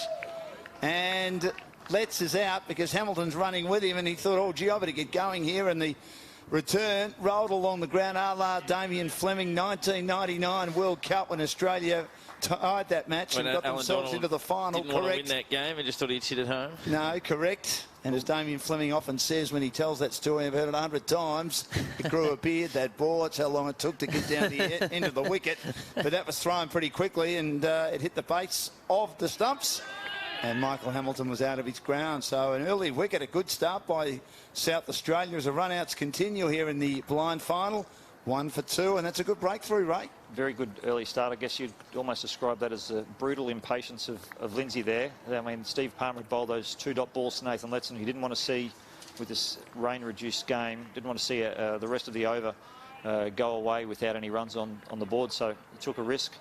And with New South Wales, they've got a lot of batting in the shed. I guess they take the risk. If it pays off and they get the double run for Letts, that's great. If it doesn't, then they've got Oscar Stubbs at the crease, and we all know what he can do. Lindsay back on strike. Palmer to Heaven. A match made in heaven. Flicks into the onside. It beats mid-wicket. And a very short mid-wicket, a couple of metres away from the bat. And they get a run. It's a B2 category player, Lindsay Heaven. So a B2 batting with a B3 at the moment. Yeah.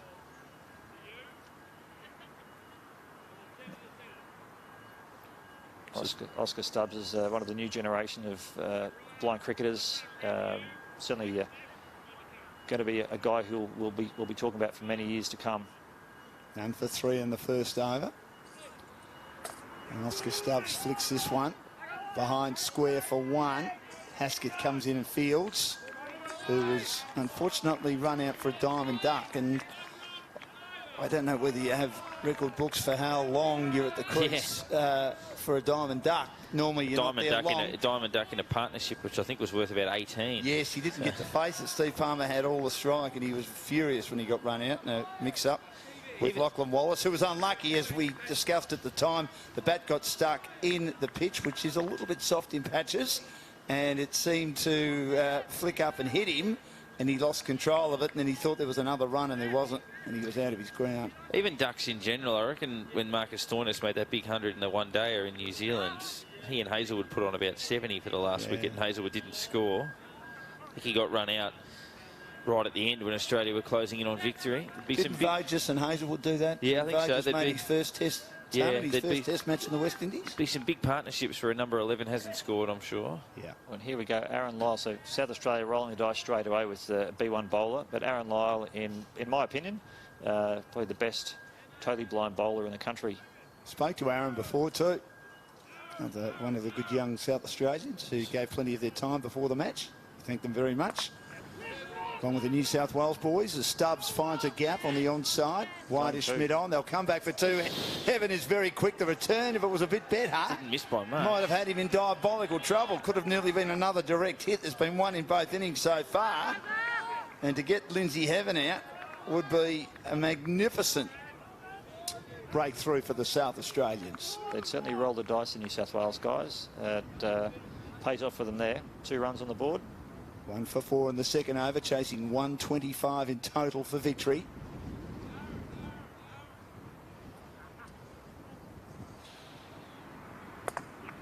This is played away again through the onside. Good roll of the wrists by Stubbs. They'll come back for 2. And they'll make it comfortably. Not sure the name of the fieldsman there, number 12 for South Australia, but he's been picked out 2 balls in a row. It'll be interesting to see if Stubbs is Chris Hansen. Yep. Or he's going to continue to hit that gap, or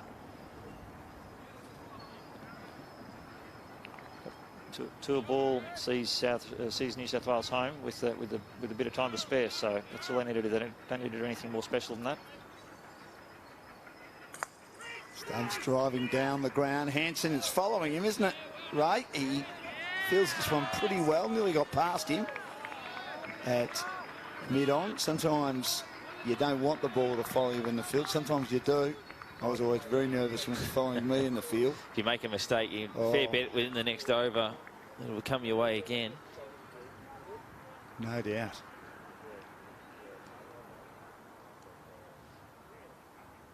It used to happen to a couple of the very poor English fields when they used to come out here in the mid-90s, like Phil Tufnell and Devon Malcolm. Yes. This is wide of the off stump and called a wide. Second for Xavier Trask today. Yes.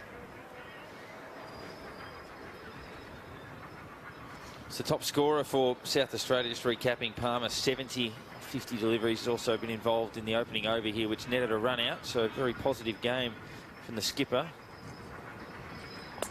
Head gets a bit of elevation on this one as he flicks it out to deep mid-wicket, just near my favourite position on a cricket field in the shorter form of the game, cow corner. Just love it. Did a cricket show on the ABC dash for many years with a great mate of mine, Peter Newlands. Peter, if you're listening, hope you're well down in Tassie. Loves his cricket, loves his state cricket. Wrote a terrific book called Around the Grounds about his magnificent contribution to grandstand and his sporting life in general, of which he did play some cricket over in England. He's quite a good player. And the league's over there, wide of the off stump. I'm sure there is a book out there, but some of the beautiful cricket grounds of the world. So country venues like this, or when you're touring in England or South Africa or the West Indies, just some of even the provincial grounds you might play at that aren't the test venues, and some of the more beautiful sporting venues there are. I mean, it is a real privilege to play at the big stadiums, and with blind cricket we've been lucky to get access to some fantastic grounds. I've had the pleasure actually with the Australian team. We've been on Gore Fort over in Sri Lanka, and nice. we've also played on Kensington Oval in Barbados. But to be honest with you, playing at Adelaide Oval, it's just brilliant. Yeah, absolutely beautiful ground. That was before the new stands, which wow. I don't think are too bad looking, but it was just lovely to have that backdrop. And I think all of the boys were over getting photographs of our names on the scoreboard. It was a special thing. Probably the world's best cricket ground. Oh, absolutely beautiful. It's not so much now, but I mean, I think it needed to become a football ground. Football park had become so tight. It's another wide. Just on that last delivery too, Zanis fielding in there at a short extra cover, just copped it right on the end of the finger. He did. Still wringing the hand. Well, this over from Aaron Lyle, 3 sundries in it. That's not characteristic. So the pressure of the final. Another one now, so that's 4 wides. Further on what you were talking about, some of those, I guess, derelict football grounds are no more. Football Park no longer exists. Subiaco no longer exists. They've both been bulldozed to the ground. The Wacker at least still standing over in WA. 1 for 15. It's like the tennis courts. We were at Geelong yesterday. My son Alex and I were watching the Geelong Classic. A lot of those famous grass courts that existed around Australia. I went for a walk with my mother and brother. We were up there for Christmas a few years ago in Sydney, at White City, and it's just out of the city there in the eastern suburbs near Wallara, and it just looks like a ghost town. Milton's no longer exists in Queensland. High-rise buildings are there. Sad. You just wish you could hang on to all those great facilities, no matter what the sport is. This is the sort of stuff that development pushes forward, and then in 20 years' time, everyone will look back and go, "Well, that was such a tragic thing to have lost." Because sporting venues have souls, of course. They do. Well, it's a hub for a community. Yeah, and there's memories of everything that's happened there. It's almost like part of that stays there. They'll get 2 here. Lovely use of the gaps. It's a poor throw by Stubbs. He just took the pace off that, and it required plenty of running from the deep by Ricky Sakura, one of the B2 players, who's fielding in front of our commentary position at deep mid-wicket. So because that over was a long one and because there were a lot of extras, New South Wales have all of a sudden ballooned their total with 11 overs left. They need a further 106 to 1 for 19. Now, you mentioned earlier, Ray, about the Australian team. How are they travelling at the moment? Look, I think they've got a bit on their plate. They've certainly got something coming up. We have the Blind Ashes being played in England. England are hosting that, and they'll be played from the 10th to the 17th of August. So the boys are all keen and excited for a bit of international cricket. We haven't had a lot just recently, so they're all itching to get over and make something of it. And it's going to be a T20 competition, and it'll be a lead up and a great preparation, in fact, for the team ahead of the World Cup. There'll be a World Cup in 2021 that also is likely to be in that neck of the woods. We're just waiting for final confirmation on that. But which grounds are they going to play on? They're going to be playing out, I'm not 100% sure, but they'll be out near Worcester. Nice. There seems to be beautiful part of the world. There seems to be a bit of a hub for disability cricket over there. Well, Lindsay Heaven's gone the reverse. He has. And also, he finds the gap again. He's an expert at that. Haskett into the attack. Are the rules around the international, they're the same as this in terms of the 3, 4 and 4 and all of that in terms of the breakdown? Yes. We mirror that here. So that these guys here will be all fighting for positions, and there'll be a selection camp, no doubt, happening off the back of performances here. People will be getting invited to that, and that squad will be the one representing Australia. And I think we're looking pretty good, to be honest. We've got some great young talent. I think our field is probably as good a field. Gee, good running by Stubbs. It's not like Heaven to hesitate, but Stubbs is going to the danger end. The return was a little bit dangerous by Sakura. Put the wicketkeeper under a bit of pressure as he banged it into the turf, and he had to take it in front of his face. That is Dragan Bekrick, who we spoke to earlier as well, Dash. Yeah, he said he wants to call him Dragon. Yeah, Dragon. Happy to do. That'll do. And he's taken it cleanly, but the throw looked a little bit untidy coming in from the deep, but Lindsay Heaven, not like him, was a bit hesitant. Good for Haskett to be involved in the game here too, as we said, run out for a diamond duck. It's been a fairly tidy over, with the exception of that delivery there. But commentator's curse. That's right. That's striking right on cue. But how are the English? You mentioned that we're looking okay in terms of the opposition. We'll cop over there. Are they looking reasonable? They are actually. They've got Andy Powers, who's a dominant player for England for a number of years. He's had a few years off, but they've managed to lure him back in, and he's added to the cricket stuff. He's been getting heavily involved in running for the last 12 to 18 months, and I'm actually following him on the Strava app, and you can see he's active multiple times a week and doing some pretty big runs. And that was probably the one area of his game that wasn't great. He wasn't noted for his fitness, but you add his talent with a pair of fit legs underneath him, and he'll be a good player for them for sure. So they have got some good players. They do get together. I guess the benefit they have of the geography of England is that the opportunity to get together is certainly more common for them than it is for us. And they're together, I think, 11 or 12 weekends a year. They're sided together practicing. That's something we just don't get the opportunity to do because we're, I guess, geographically we're in such a disadvantage with players, all over the country here. So that they'll be a tight unit. But from what I've seen in these slightly disrupted championships, we're going to have a decent team. We're not going to go across as certain underdogs, that's for sure. I think we'll do Australia proud. Third over, 1 for 27. The reverse chop a couple of times by Stubbs, and now by Heaven, and it gets enough on this, which will go to the boundary of the outfield. Just starting to quicken up a bit. We haven't had a lot of sunshine, as I say, since the start of this match. First few overs there was a bit around. It's been very overcast, but it's drying out, and I'm not sure. Looking at it, he got a heap on that, but he got enough on a dash to go to the boundary for 4, a deep backward square. A lot of pace off Lindsay the bat. Heaven, Sort of whipped it through on the reverse sweep. Just ended up being not a sort of rapid bat swing, but just got a good piece of it. And getting elevation and ensure that it landed safely away from any fielders. Many of them are inside the circle, of course. And Lindsay's having a really good look out here to see if there's been any change to the field placement. What is interesting actually is that in the lead-up game to this one, South Australia were playing New South Wales. Mark Haskett actually took the wicket of Lindsay Heaven, so Lindsay's getting a bit of revenge there. And Lindsay's not noted for his 4 hitting, but his tactic is the tactic that all batsmen should follow, and that is hit the ball to a gap, and every now and then if you time it sweetly, it goes all the way, and that's what he did there. Lightning quick between the wickets. Take off. Yeah, turn one into 2, 2 into 3. Yep. Very good at it. 3 overs, 1 for 32, the target. A further 93, 10 overs left, 60 to go. So 60 balls left, I should say. Not 60 overs. Used to be 60 overs in one-day cricket a long, long time ago. But again, New South Wales getting the job done. This very experienced team. They know how to win. Back when it was 60 over one day, teams were very happy to be none for 40 off 15. Yes. Sunil Gavaskar batted right throughout an innings. I think made 38 not out or something in a match for India in the first World Cup in 75. Off what, about 170 balls or something? Incredible. Probably would have walked off with his bat in the air. I think he was quite happy with that. You can't see enormous value in an innings like that.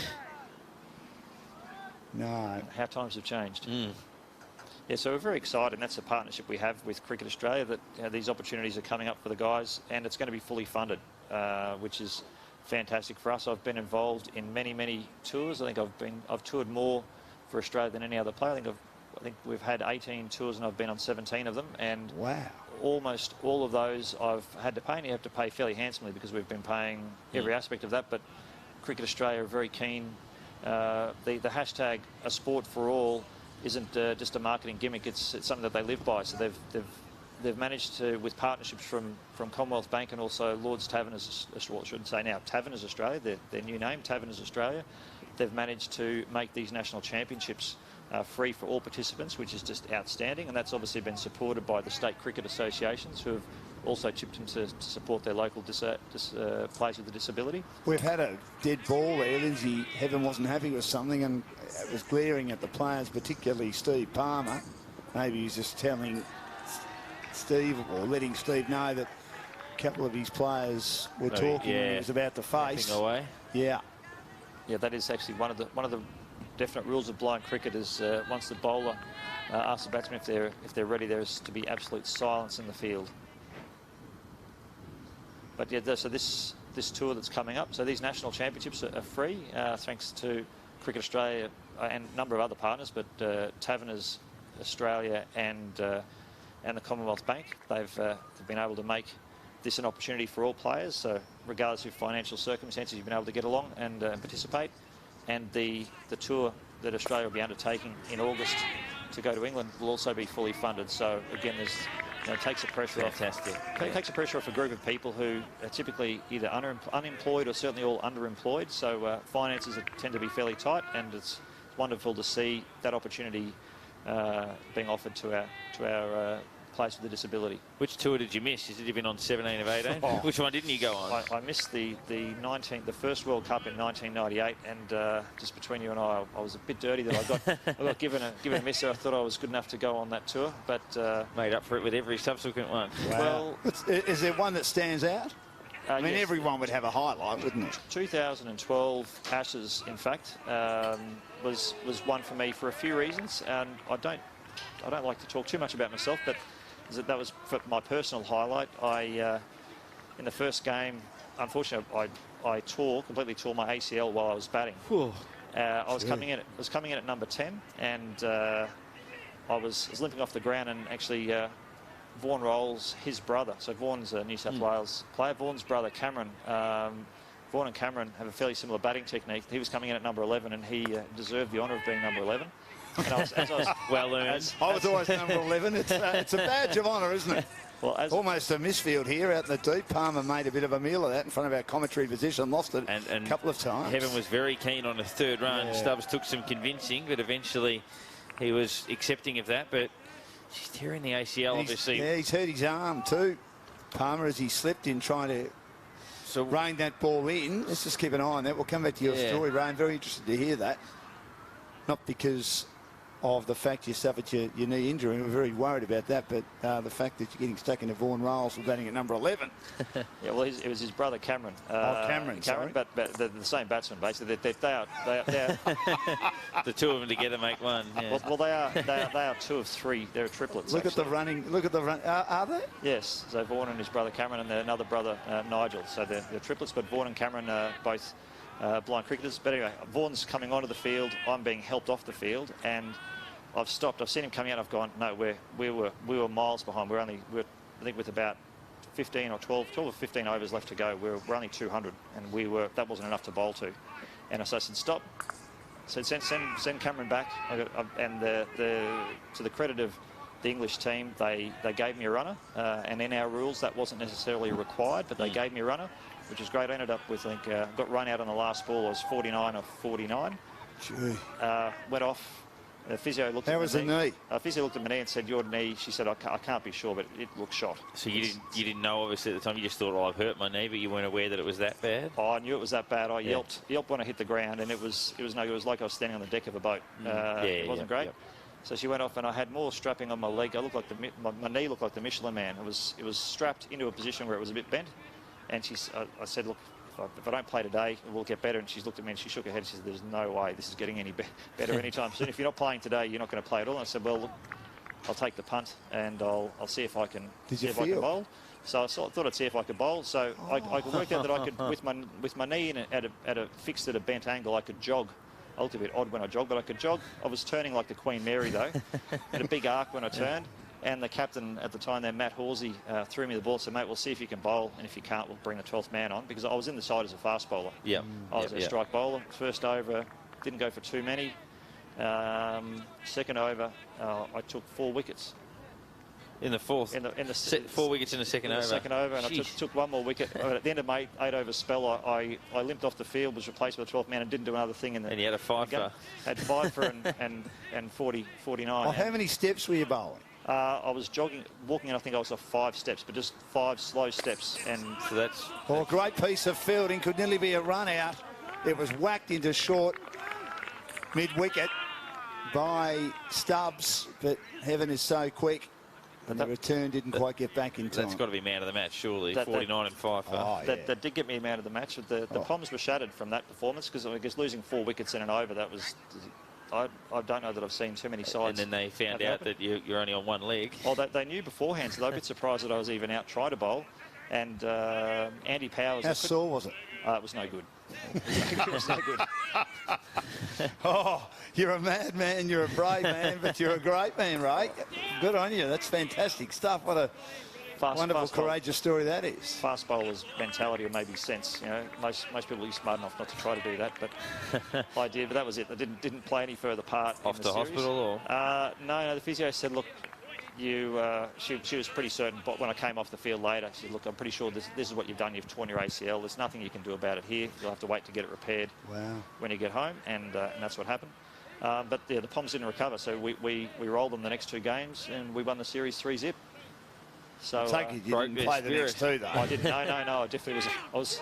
I was on the sideline, and but even in the next Ashes series that we had, the Poms were still talking about that performance, and a few of the family members said, look, we just didn't recover from that. But unfortunately for that next series, they did, and they demolished us.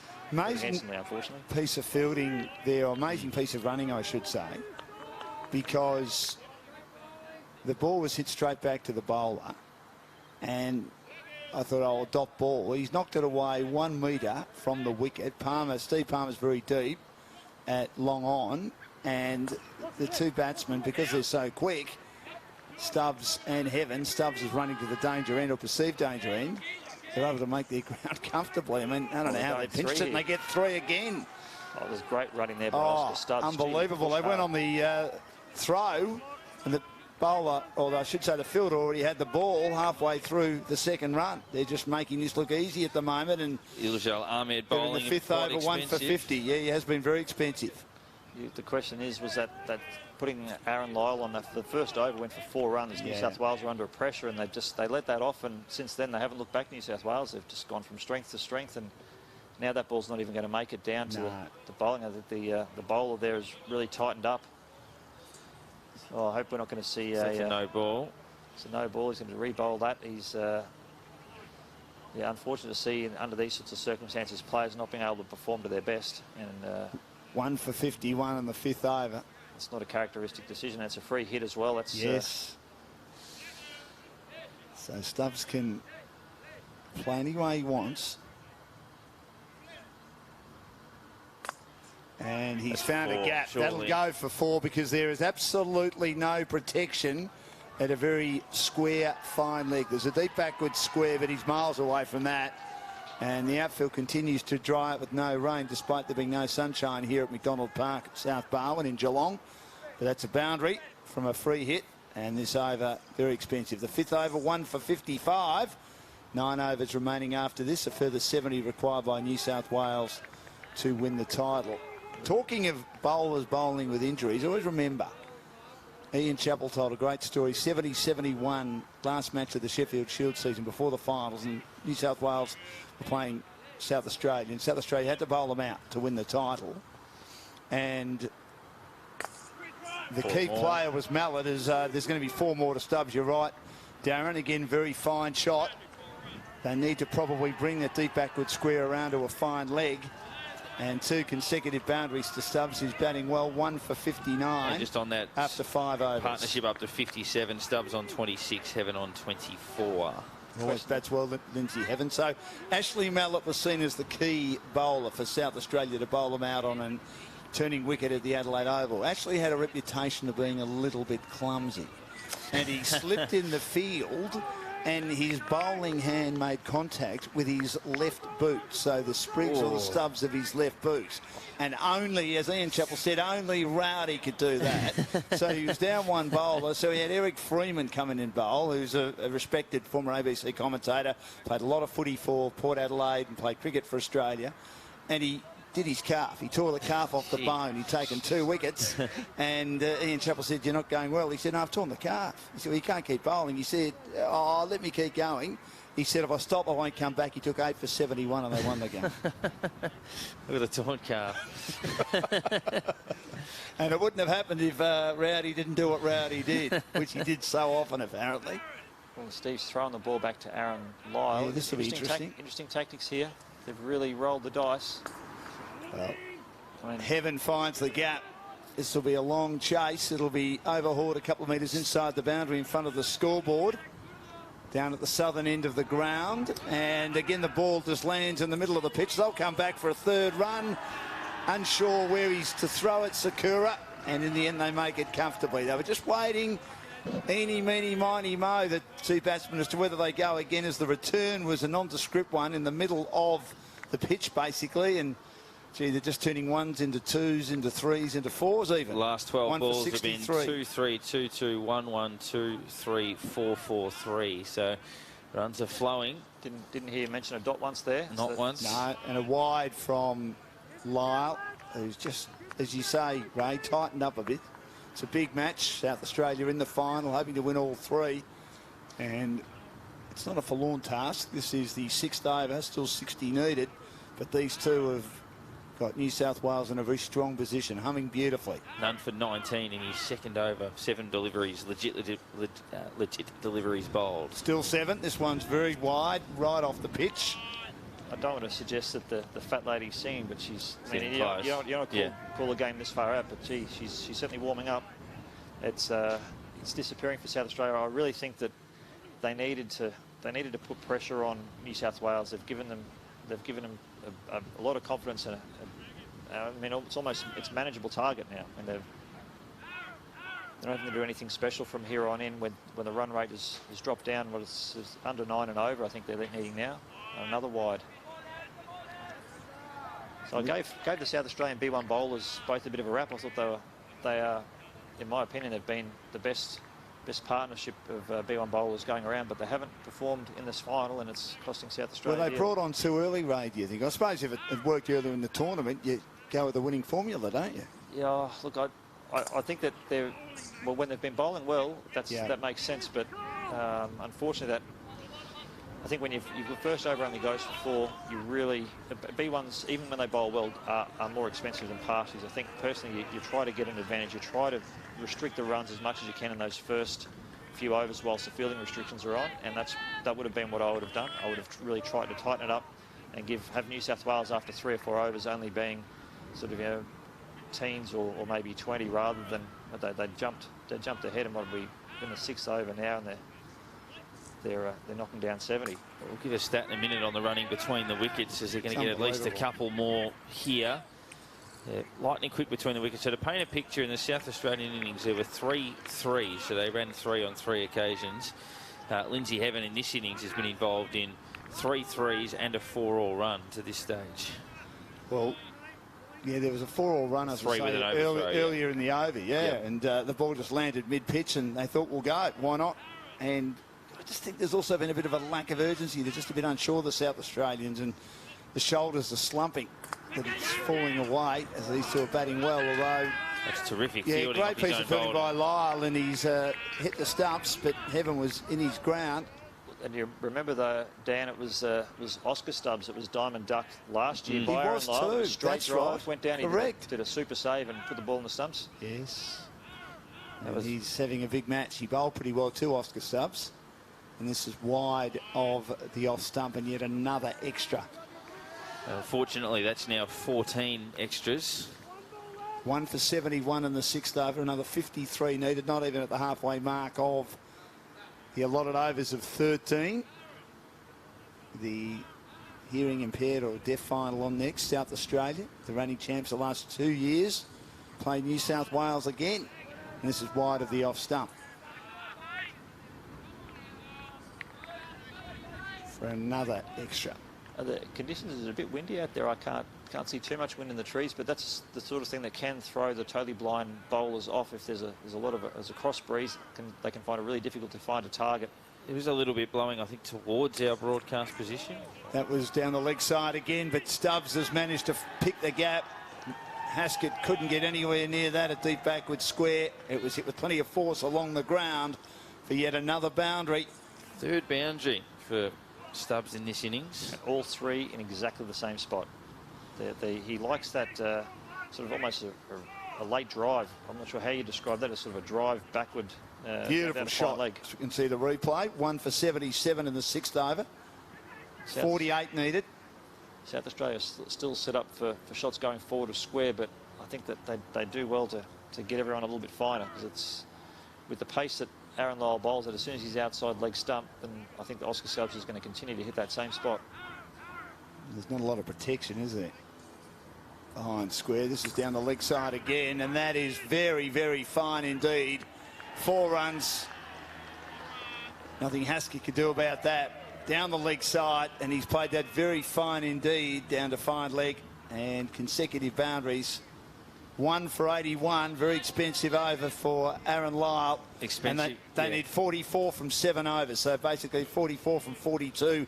New South Wales to win the title after South Australia were 4 for 124 off their 13 overs with the game reduced due to rain. Expensive is the word. None for 37 from 2 overs for Lyle. Stubbs 36 not out off 18 balls with 4 boundaries. Heaven 31 not out off 17 deliveries. 1 boundary for him plus the 4-all run with the overthrow, as we said. So I guess comparing the two, Heaven picking the gaps and running hard, whereas Stubbs has been able to find the boundary and hitting, I guess, the longer balls, just timing it beautifully at the moment. He's striking it at 200 at present, and New South Wales, as Ray said, racing away with this game within 44 of victory. Got to get 6 out of their B1 bowlers, but Steve Palmer says it's now or never, isn't it? Really, Ray, he's got to come on, and he bowled so well in the first over with his ability to swing it away. Forced a run out, head, couldn't get much contact on that one, and Dragan, the wicketkeeper, does well to take it behind the stumps. So a dot to start. He's bowled a couple of dots his first over, just the 4 runs from it. I'm a little concerned. All I'm seeing with the South Australian players in the field, the hands on hips, and seem to be out of ideas, don't they? Palmer bowls to Heaven again and trying to cuddle that down to fine leg. They don't win unless they get both of these batsmen out. Must get them out. Get 2 fresh ones in, putting a bit of pressure on them. And Palmer's 2 dot balls to start the 7th over. 1 for 81. And Head manages to let that slide onto the bat and dab it away to a very squarish short third man for another run. Amazing the movement he gets, Palmer. It's fascinating to watch, isn't it? Be interesting to see how he goes with Oscar Stubbs. Oscar Stubbs has shown a keenness to stand up and drive. If he's disciplined with Steve's movement, he'll be down and sweeping. Look at that again. And he is swinging away, and he gets plenty of bat on that. That may nearly go down towards the boundary. Great touch. It'll just be picked up inside the boundary at the city end of the ground. The return is not a great one, but they elect not to go again. They could have gone again. That's how quick they've been. But they managed to get 3 very easily indeed. The picking of the gaps has again been exquisite by the New South Wales batsmen. Stubbs and Heaven. 1 for 85 in the 7th over. I think Palmer's got to get if he can. Some protection down to fine leg. One of those fielders out. That's where the majority of boundaries can hit. In fact, all of them. Certainly when Oscar Stubbs is on strike, because he's shown a keenness for that part of the ground. And saying that, let's hope that there aren't too many English listening in on the live feed. But he's the sort of player, I think he just sees a gap there and that's where he's going. And as soon as they move a fieldsman, maybe I think he's probably got the quality that he'll just find the other gap, or find a new gap and keep hitting that. For those following that live stream via Facebook as well, the interaction's been outstanding so far today. Plenty of people tuning in and commenting and barracking for their mates. And 1 for 86 in the 7th over. We're expected to have another very special guest joining us during the Deaf Grand Final. A couple of special guests, in fact. This is flicked away out to deep cover. And they just keep turning the strike over if they're not hitting boundaries, particularly Oscar Stubbs. Both Heaven and Stubbs. Drinks are going to come on, I think. So 7 overs gone, 1 for 87. 37 needed off 36, and South Australia's total of 124. There were 3 run-outs. A good opening partnership between Ismail Ahmed, who made 32, and Steve Palmer, who made 70. Then a couple of run-outs late in the innings. As New South Wales, I thought, did pretty well to restrict it to 124. But 1 for 87 off 7 overs for New South Wales. Letts was run out in the opening over, and since then it's been one-way traffic. Park own a magnificent partnership between Stubbs and also Heaven, putting a lot of pressure on the South Australian fielders and their bowlers, especially the B1 category bowlers who've just struggled to get the line and length that they require They've, unfortunately for them, caused a lot of extras. Yeah, Lyle, Haskett and Ahmed have certainly struggled. Palmer just the 10 runs from his 2 overs. Stubbs 40 not out off 20 balls, striking it at 200 with 4 boundaries. Lindsay Heaven 33 not out off 21 balls. Just that second ball duck to Letcher was run out earlier on in the piece. But outside of Palmer, it's been one-way traffic. The run rate when he hasn't been bowling has been 15.5. So they've got to find another option that can dry up an end. I mean, a runner ball is virtually the requirement at this stage, and they'll do that comfortably with the way they're picking the gaps and their speed between the wickets at the moment. So unless they both fall and they start bringing in new batsmen, Fitzpatrick and Edwards and these sorts of guys coming in, putting pressure on them, yeah, if you were framing a market, New South Wales would be unbackable. Well, you're right. They probably need a B1 batsman in South Australia, don't they, to try and slow it down a bit. But if one of Stubbs or Heaven stay there, they're good players, and Heaven, with his experience, would still get them over the line. I mean, I can't see, with the greatest respect, South Australia getting the job done, and should have Steve Palmer just saved his B1 bowlers a bit more. Yeah, I think I can't see a way home for South Australia from here, which is sad for them. Look, that's what I would have done. I think after Steve's first over, maybe one or two more, I would have at least have started maybe the first 4 overs of partially bowling, just to put the pressure on the opposition, so that when the B1s were on, they had to hit those 4s rather than, you know, just, I guess, getting the opportunity to do that with plenty of overs to spare. I know when Queensland have played, that's been, well, I guess you get the experience of Matt McCarthy's Australian captain as well as the Queensland captain. He did that. He made sure that the partials bowled the first 4 to 6 overs to make sure that there's a bit of pressure built on the opposition batsmen, rather than giving them a bit of a breath early on in their innings. And that's unfortunately that hasn't happened. If it would have gone the other way, if Aaron had bowled as well as he could, and the New South Wales weren't able to take charge as they did, then, you know, you'd say, you know, great tactic. But I think it was a little too optimistic in a final. I think certainly when you're defending what I think was probably a target that New South Wales had in their grasp, I think you want to build as much pressure as you can early on. Did pretty well in the latter overs too, New South Wales, to probably restrict South Australia to 10 or 12 less than it looked like they were going to get. I mean, in the end, even that might not have been enough, but 135 was sort of looking like the score before that spate of run-outs at the end, particularly that... I don't think 150 would have been. No, it wouldn't have been, but just even psychologically going out there to defend it, and New South Wales sort of sizing that up as a target. As we see the other South Australian boys are in action in the next game, they were just down at the nets, and now they're just running a few laps outside the boundary. So we've been very fortunate. So the officials we have out umpiring today are long-standing Victorian blind cricket umpires, Michael Clemens and Chris Ive. But just coming to the boundary is, he's just walked over the boundary now, is Darryl Cox. Cricket Australia have appointed Darryl Cox to basically, I think he's the I guess the head honcho as far as officials are concerned. And Darryl's got an interesting story. In fact, as a young boy, lived in Victoria, used to jump under the fence to go and sneak into the back of Kooyong with the tennis. Did he really? Was caught doing that by an umpire, and they said, mate, you're in a bit of strife, but you can get out of your trouble by coming and standing on one of the lines and doing one of the lines. He went on from there to, in fact, umpire an Australian Open final. Australian Open final and a Davis Cup as well. So the Cricket Australia have managed to get some real quality, not only in the commentary box with you two, which I think has been an absolute pleasure for us and all of our blind and vision impaired listeners to have, but even off the field in other positions, they've managed to get some great people around, which has just improved the professionalism around the whole National Cricket Inclusion Championship, which I think is just wonderful respect for cricketers with a disability.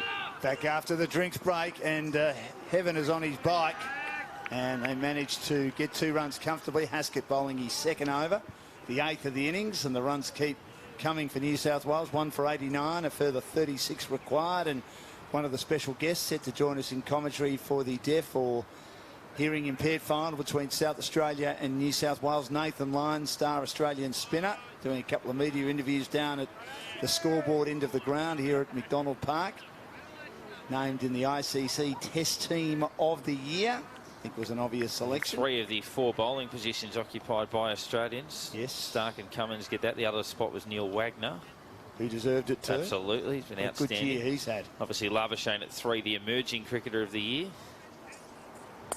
Tom Latham getting in with Agarwal's had a very good year for India. I thought Agarwal debuted in the Boxing Day Test last summer. Did really well. So they get 2 more runs, Stubbs and Heaven. Just making it look pretty easy at the moment for New South Wales. My son Alex and I picked a team. We had Babar Azam just ahead of Rohit Sharma and Virat Kohli. Got absolutely cooked on the Facebook and the social media outlets. Why haven't you got Virat Kohli in? And Virat Kohli did get in. Large contingent of Indian friends. Yes, no doubt. Ben Stokes was in. He was named the overall player of the year. He was. He had a great year. And this ball just gets past Haskett, who was diving down the ground, just getting enough on it, Stubbs, to get another run as they continue to rotate the strike. New South Wales, 1 for 84 in the 8th over.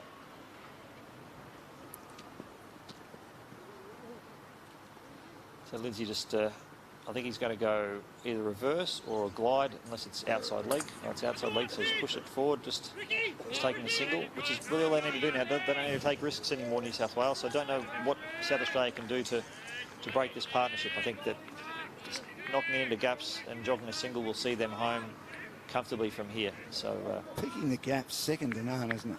Just gets it a couple of metres left or right of a fielder, and there's a fielder there standing virtually on the edge of the pitch at very short straight mid-wicket, and he keeps picking him out. One of the Ahmed brothers who didn't get a bat today. Ismail made 32. It was Tahir. The thing with blind cricket, if you've got a partially sighted player bowling and another in the keeping, which is typically what you'll have, you've only got 5 people with vision in the field, so the gaps are plenty unless your totally blind players are exceptional in the field. And you can see Aaron Lyle doing a great dive there, just backward a square in the hope of defending a ball, but it went through to the keeper. But yes, there are plenty of gaps, and that's the art of good batting, is to not look at the field, but to look at the bits where they're not look at the fieldsmen, but to look at the gaps. And New South Wales are making short work of South Australia as they do that. Yeah, terrific limited overs batting, really, just punching the gaps, relying on quick runs, and the amount of extra runs you can get just through running between the wickets. If you can gain 15 runs in innings or something like that, just through having that good combination. 41 off 5 overs, so 41 netted off 30. 4 for 124 South Australia. Steve Palmer made 70. New South Wales 1 for 94. Sorry, 30 needed off. 31 needed off 30. I'll get it right eventually. My arithmetic used to be outstanding. My eyesight's not great either. I'm 51, Dash. So I suppose you... Apart from that, it's all good. Yeah, going beautifully. Going like a train. Yes. So Stubbs closing in on a half-century. What a good innings it's been. 1 for 96 as they just keep getting the 2s. He's 46 not out. Just dropping it either on the off or on side, and they just scamper through. They just let you both know there are 2 medals that are awarded in National Championships finals for blind cricket, and I think that we've been fed a bit of misinformation that the ODI or the 40 over man of the match is a Trevor Varro medal. Yep. But for the T20 is actually the Terry Eagers medal. Terry Eagers was a fast bowler, totally blind fast bowler from Queensland, who's probably the fastest and most consistent bowler, totally blind bowler I've ever seen anywhere. So it's a Terry Eagers medal, and I've got a funny feeling that if it was getting engraved, there'd be an O already written on that. Oscar Stubbs is just batting sensationally here. I mean, Steve Palmer batted well to get to 70. I know Michael Palmer, that's why I get some of the first names wrong. But Steve Palmer batted well for 70, but it's very hard to give a team who loses a final, and they're probably going to lose it quite comfortably, a player in that team. Even though he's also best on ground. Well, yeah. He's bowled well too. Yeah. If he takes a wicket, then he might be a shot, but... Well, he's back in the attack now. And we're in the 9th over, and it's 1 for 98. 27 needed. Look at that. Just allowing to hit the bat, Heaven, and just flicking it around the corner with a great roll of the wrists, like those brilliant subcontinent players, I'm sure, and I haven't seen many of them, haven't had the privilege of seeing many of the Pakistani or Indian blind cricketers, but I believe they're outstanding, Ray, when you look at how good they are. I haven't seen them play. I'm sure they'd be great at the flicking of the wrists like the able-bodied players are, the Lakshmans, the Tendulkars, etc. They also do a few things. They do a special shot called a roll back shot. So the ball they'll catch the ball at the top of the blade and have it roll down the face of the bat and almost flick it like a hockey flick. And they create so much power and can hit it to all parts of the ground. It's fantastic to see. Not so good when you're bowling. No, to see that, but plenty of elevation. They do both. Yes, they'll hit sixes. So they're phenomenal batsmen. We've only got a few of our guys. We actually, as part of Blind Cricket Australia, we brought some of the best coaches from Pakistan out to a training camp. Only a few of our guys were able to pick up that technique. Young Stefan Nero from Western Australia is probably the best exponent of that. And Brad Bryder, actually, those two from WA pay the most attention to that technique, and they do it pretty well. But yeah, outstanding. The power they generate and their scoring rates. I mean, Oscar's scoring rate here, it was 200% for a while. That's the sort of stuff the Pakistanis would call a pass strike rate. They're phenomenal cricketers. 49 not out for Stubbs. 4 overs to go now, 1 for 102, 23 needed, 24 balls. So it is a dawdle, you would think, for New South Wales to win again as we look at getting a good look at the scoreboard. Beautiful scoreboard too on the other side of McDonald Park, the home of the South Barwon Football Club. Very successful team in the Geelong Football League in recent years. Matty Scarlett, a name well known in AFL circles, came back here and played in the Premiership when he retired after his stellar career for Geelong. Quite a few AFL alumni. Tom Stewart has come from here and been a star for Geelong. Scotty Thompson came from here and played in the VFL Premiership for Geelong and then was picked up by North Melbourne the next year. So they've got a great record. They've become a wonderful club with a great junior program over the last 12 years or so. And the Highton Cricket Club, a very successful cricket club in the Geelong competition as well. Just make a little observation that Cricket Australia have picked the right Australian cricketer to come out and be involved in this. Nathan Lyon's been over there for must be half an hour, giving his time to what looked like a couple of WA players and doing some media. But we've had some interactions as far as the Australian team with him, and he's just a sensational guy. So he's not just a goat on the field. I think he's pretty close to that off the field too. He's been a sensational pick, and we're very happy to have him pushing the cause of cricketers with a disability. Somewhere in the calendar year, he'll become the 3rd Australian to take 400 Test wickets. It's amazing, isn't it? I mean, when he got in the team, I thought, Nathan who in a lot of ways? I mean, they'd tried so many spinners since Shane Warner retired in the previous 5 years. And I thought he'll be another one that won't last long. This ball's hit into the body at short straight mid-wicket, just on the edge of the pitch of Tahir Ahmed. And Oscar Stubbs still said, I'm running. He was hit hard enough for him not to quite take it cleanly. And there's a half century to Oscar Stubbs, who acknowledges his teammates. Trivia question. Well done. Who was the other Australian that debuted in the same Test as Nathan Lyon? That was in Sri Lanka, wasn't it? Yes. He only played 2 Test matches. Well, I know Trent Copeland played 3. So it can't be Trent Copeland. Well, that's the answer. I must be incorrect then. Okay. Trent Copeland. He must have played 3 Tests. Right. Yeah. But Trent Copeland debuted in the same Test as Nathan Lyon in that Sri Lankan series. Wow. And Trent Copeland, a little stiff. When I say stiff, he would have been somewhat in the frame to go to England in the touring squad for the Ashes last year. He was a leading wicket taker in the Shield season. He's still playing great cricket for New South Wales. His wife's a very good netball player, Kimberly Green. Yes, captained New South Wales and I think was a vice-captain of Australia for a while. Yeah. It's a bit like later that year. They had a number of players get picked in that Test match against New Zealand, of which Dave Warner was one of them. That's why down the leg side. And a sliding doors moment. James Pattinson got selected. Mitch Stark got selected. And guess who was 12th man, whose career never really kicked on after that, but a very good T20 player, particularly batsman now. Massive hitter. Ben Cutting? Correct. Don't know whether he would have played with the greatest respect as many tests as Stark or potentially Pattinson should have, but he's he now was a 6-hitter in the frame. Bowls a bit for Brisbane. Yes, correct. Fantastic team, the Brisbane Heat. Yes. They are. My home team. They are. the great man playing for them now. Oh, A.B. de Villiers. Hit his first ball for 4 the other day. Strode to the crease and smacked it through cover. I'm off to see him on Sunday night. In fact, I can't wait. I thought you'd be enjoying that. It's wonderful that he's playing, isn't it? This is a lovely shot by Heaven again, just picking gaps left, right and centre. Secura comes back with the return, which is a little bit untidy, putting pressure.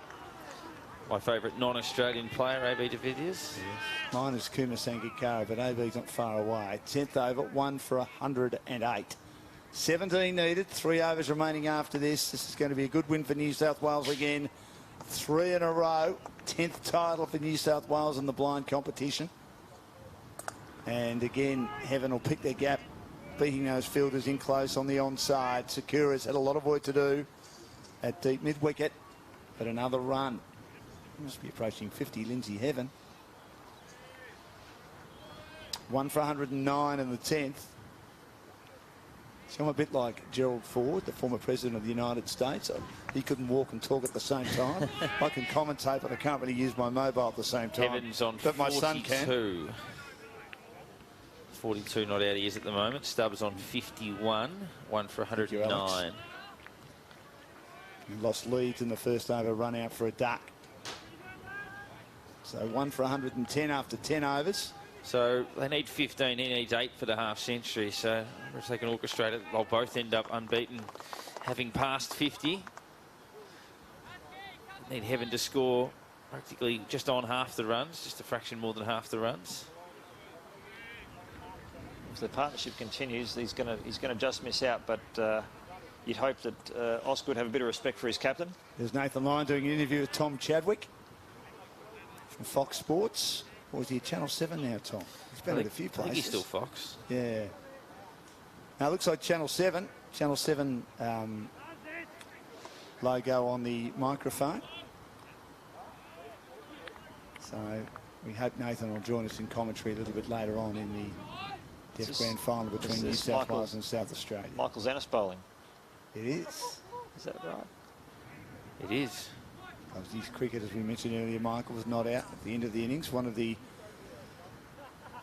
B1 bowlers, and it gives away another extra. It's been a bit of an issue for South Australia. 1 for 111.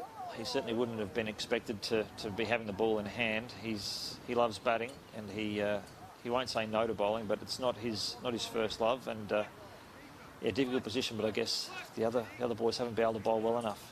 So South Australia have had no choice, and unfortunately he's bowled a second wide in a row. 5th bowler used, which obviously they have to use a minimum of 5. They do. They've got a fine 6 from their B1 bowlers. So 2 wides already. So 1 for 112, 13 needed from 18 deliveries for New South Wales to wrap up this match. Reduced to 13 overs aside due to the rain and conditions of one of the wickets nearby. Not the actual playing wicket, or the playing wicket that they'll use tomorrow for the Highton Cricket Club when their club competition is played again tomorrow. That's wide down the leg side. Oh, no, he hasn't called it. He's just inside the line. And it's not a bad call, just inside the tram tracks.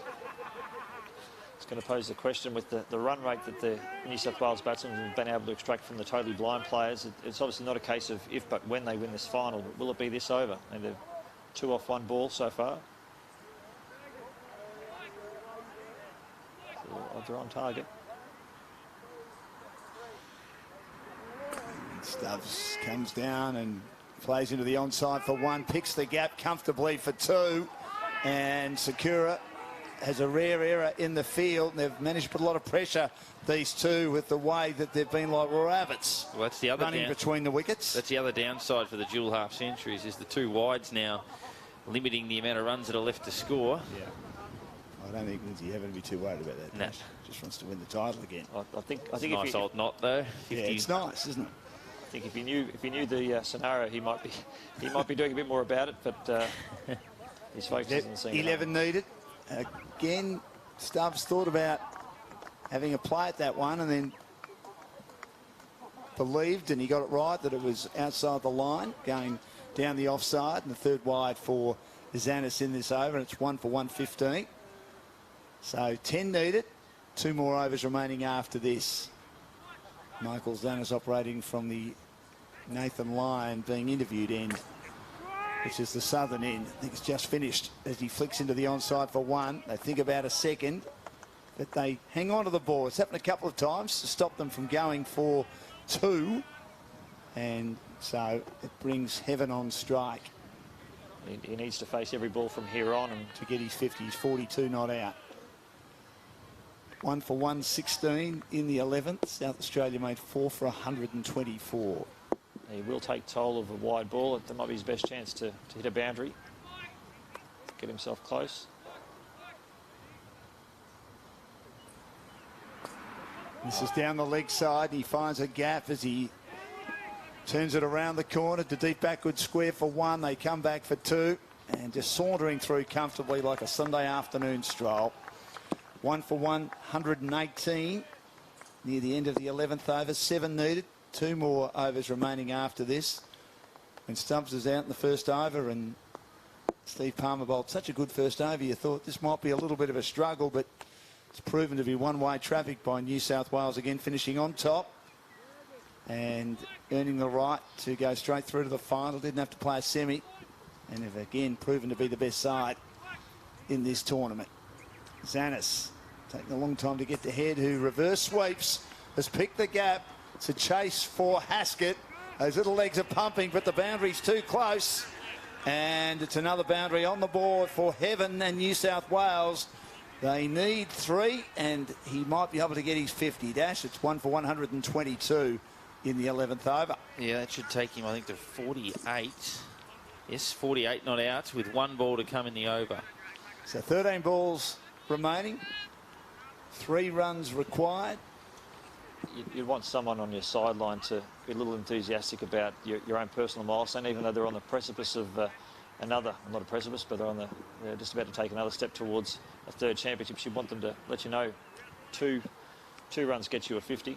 We just had on the screen the New South Wales players gathering underneath their umbrella, knowing that another title is nigh in the deaf competition in the National Cricket Inclusion Championships. And the South Australian blind players, South Australian deaf players, I should say, getting ready for the next match. They're down at the magnificent nets here at the Highton Cricket Club at the northern end of the ground as another run is added. So the over ends with them needing 2 to win. He's 49 not out. So what they need is Stubbs to hit a single off. He will be facing up. So he should be able to manipulate this around, and provided he doesn't bat out a maiden or consecutive wides, he should be able to get that half century. Should notify the people in the background, as you can see on the monitors there, they've still got their Christmas decorations up. They might be a little bit late in the year for that. Just a little bit. I know people that put them up in October. Old friend of my mother's used to put it up on October 1st. She said football season was over. Christmas is the next big thing because she hated cricket. Well, there were people in the office eating hot cross buns the other day. Actually, as soon as Christmas ended, Coles and Safeway or Woolworths had the hot cross buns and Easter eggs out. Yeah. Can you believe that? I know it's a bit early, staggering. I agree entirely, but I know a few people who'd probably they'd eat a hot cross bun in October if they had a chance. My partner's one of those. She loves it. She's eaten them all year. They've now got hot cross bun flavoured ice cream. Have they? Available in shops. Oh, I'll tell you what I had the other day. My son Alex and my daughter Laura and I thought I just had to get them. Lamington chips. Thank you. It's intriguing, but it doesn't sound good. Oh, I had some. I saw them as well. I'm a big fan of coconut, big fan of chocolate. Oh, no good, Ray. I'm saying I love Lamingtons and that, but I'm a big fan of shapes. So barbecue shapes, pizza shapes, savoury shapes. They released the Vegemite flavoured shapes, and again, it sounds intriguing, but I couldn't have it. It's just some things don't go together. You can like all of the combinations. Now Heaven is on strike here. He gets one down the leg side. He's going to win the game for New South Wales as he hits a boundary and brings up his 50. So double bonus, and New South Wales win again the blind competition for the 3rd year in a row. Their 10th title overall since the blind national champ started back in 1952-53, played biannually for many, many years, and played on their own like the deaf and also the intellectually disabled competition. But 4 years ago,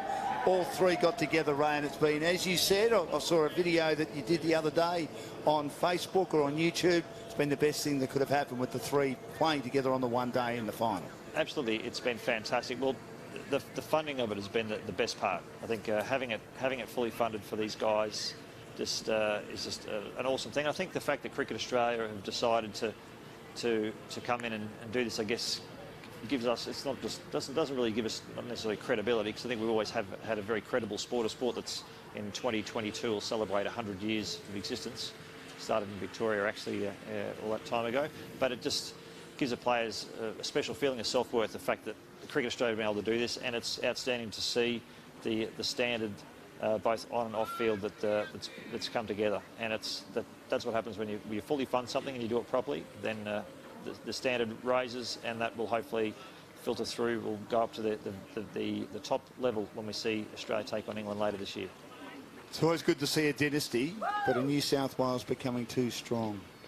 Well, with blind cricket, it doesn't take too many player moves to change things. So this year, Nathan Letts was a Queenslander last championships, but he moved down there, and he obviously didn't do much with the bat, but he bowled earlier on, and he helped them through this part of the championships. But Lindsay Heaven, there's a bit of news. Lindsay is a Victorian who has done the rounds through work, and he, as far as I believe, is actually now residing in Victoria, and so he'll become a Victorian blind cricketer at the next championships. He'll come back to Victoria. So it'll be interesting to see whether New South Wales will recover losing that level of experience, and whether Victoria maybe the Smokies for next year's championships with him. Well, they dominated for a long time, didn't they? Winning 5 in a row, 3 in a row, and that's sort of where it all started many moons ago. Yep, as I said, 98 years ago, that's the Victoria started, but they've been a quality association for so long. They've had a recent a bit of difficulty. I guess they're going through a few changes, but Lindsay coming back into the Victorian side, I think will certainly help them. So it'll be interesting to see what happens there. Well, our cameras just had the New South Wales boys in a huddle, but looking at the cards, Dash, it was a good performance by South Australia with the bat, but obviously not enough. Yeah, that's right. Obviously, the brakes were put on them a little bit towards the end of their innings, but clearly the star for them was Palmer with 70, but in the run chase, 49 not out, or 53 not out for Heaven off 31 deliveries, and 55 not out off 34 deliveries for Stubbs, and an unbeaten stand of 125 to help get them home. Of the bowlers, they obviously utilised 7 in the end. Palmer again, the pick of the figures, clearly his side's best player, 3 overs, none for 18. Lyle, quite expensive. He went for 18.5, 19.5 and over. Ahmed went for 19 off 7 legitimate deliveries. Haskett, 2 overs, none for 20. Wallace only went for the 8 off his over. Doubleday and Zanis also reasonably expensive. But apart from Palmer, they could not stop the bleeding.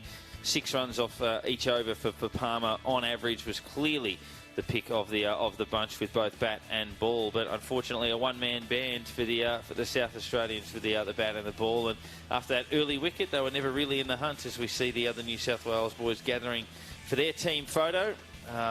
Courtesy of the Cricket Australia guys, and plenty of hugs and high fives and pats on the back. And terrific start for New South Wales. Would be hoping to win a second premiership in the next couple of hours. Yes, they take on South Australia, who hope they can turn things around and make it 3 in a row in the deaf or hearing impaired grand final. And then, of course, they've got another opportunity to take on Victoria in what should be a rip. It was a very close ID grand final last year. The Vics just got over the line, but South Australia won it the previous year, which was the first match of the 3 that was played on the first day, or I should say the second year of the National Cricket Inclusion Championships a couple of years ago. But it should be interesting to see how the National ID match goes a little bit later on. Ray, just before we let you go, what is the biggest challenge facing blind cricket as the national president at the moment? Oh, it's just recruiting players, more young blind cricketers to the game. That's causing us, I guess, the greatest challenge. We're developing cricket in Tasmania, so we're hoping within the next 1 or 2 years you'll see a Tasmanian team at the National Cricket Inclusion Championships. That'll be exciting. But there are a variety of other sports that are around that take people in, and as well as adaptive technology. People don't necessarily need to find sport these days in that community. So that's our battle, is getting more players out to play blind cricket, and hopefully the efforts that Cricket Australia go to with these sorts of things being live streamed, people get to spread they get to see the game played, the word spreads, and we'll hopefully pick up some more players. Good on you, Ray. Really appreciate you joining us again today. Your insight is fantastic. You do a lot for blind cricket. I hope you're back playing very, very soon. I hope that knee's all right. That was one of the great stories we've ever heard. A great story of courage. One of the great sporting performances ever, playing with a knee injury, which required a knee reconstruction, and you took all those wickets to win your team a game. So well done, and keep up the good work, and enjoy the rest of the day as the National Cricket Inclusion Championships continue. We'll take a break, and we'll be back. I think Nathan Lyon will join us very soon as well. We look forward to that. Star Australian spinner as the Deaf Grand Final gets underway soon as New South Wales and the all-conquering South Australians, like New South Wales in blind cricket, looking to make it 3 in a row in the Deaf Grand Final very soon at McDonald Park here at South Barwon in Geelong. Back soon.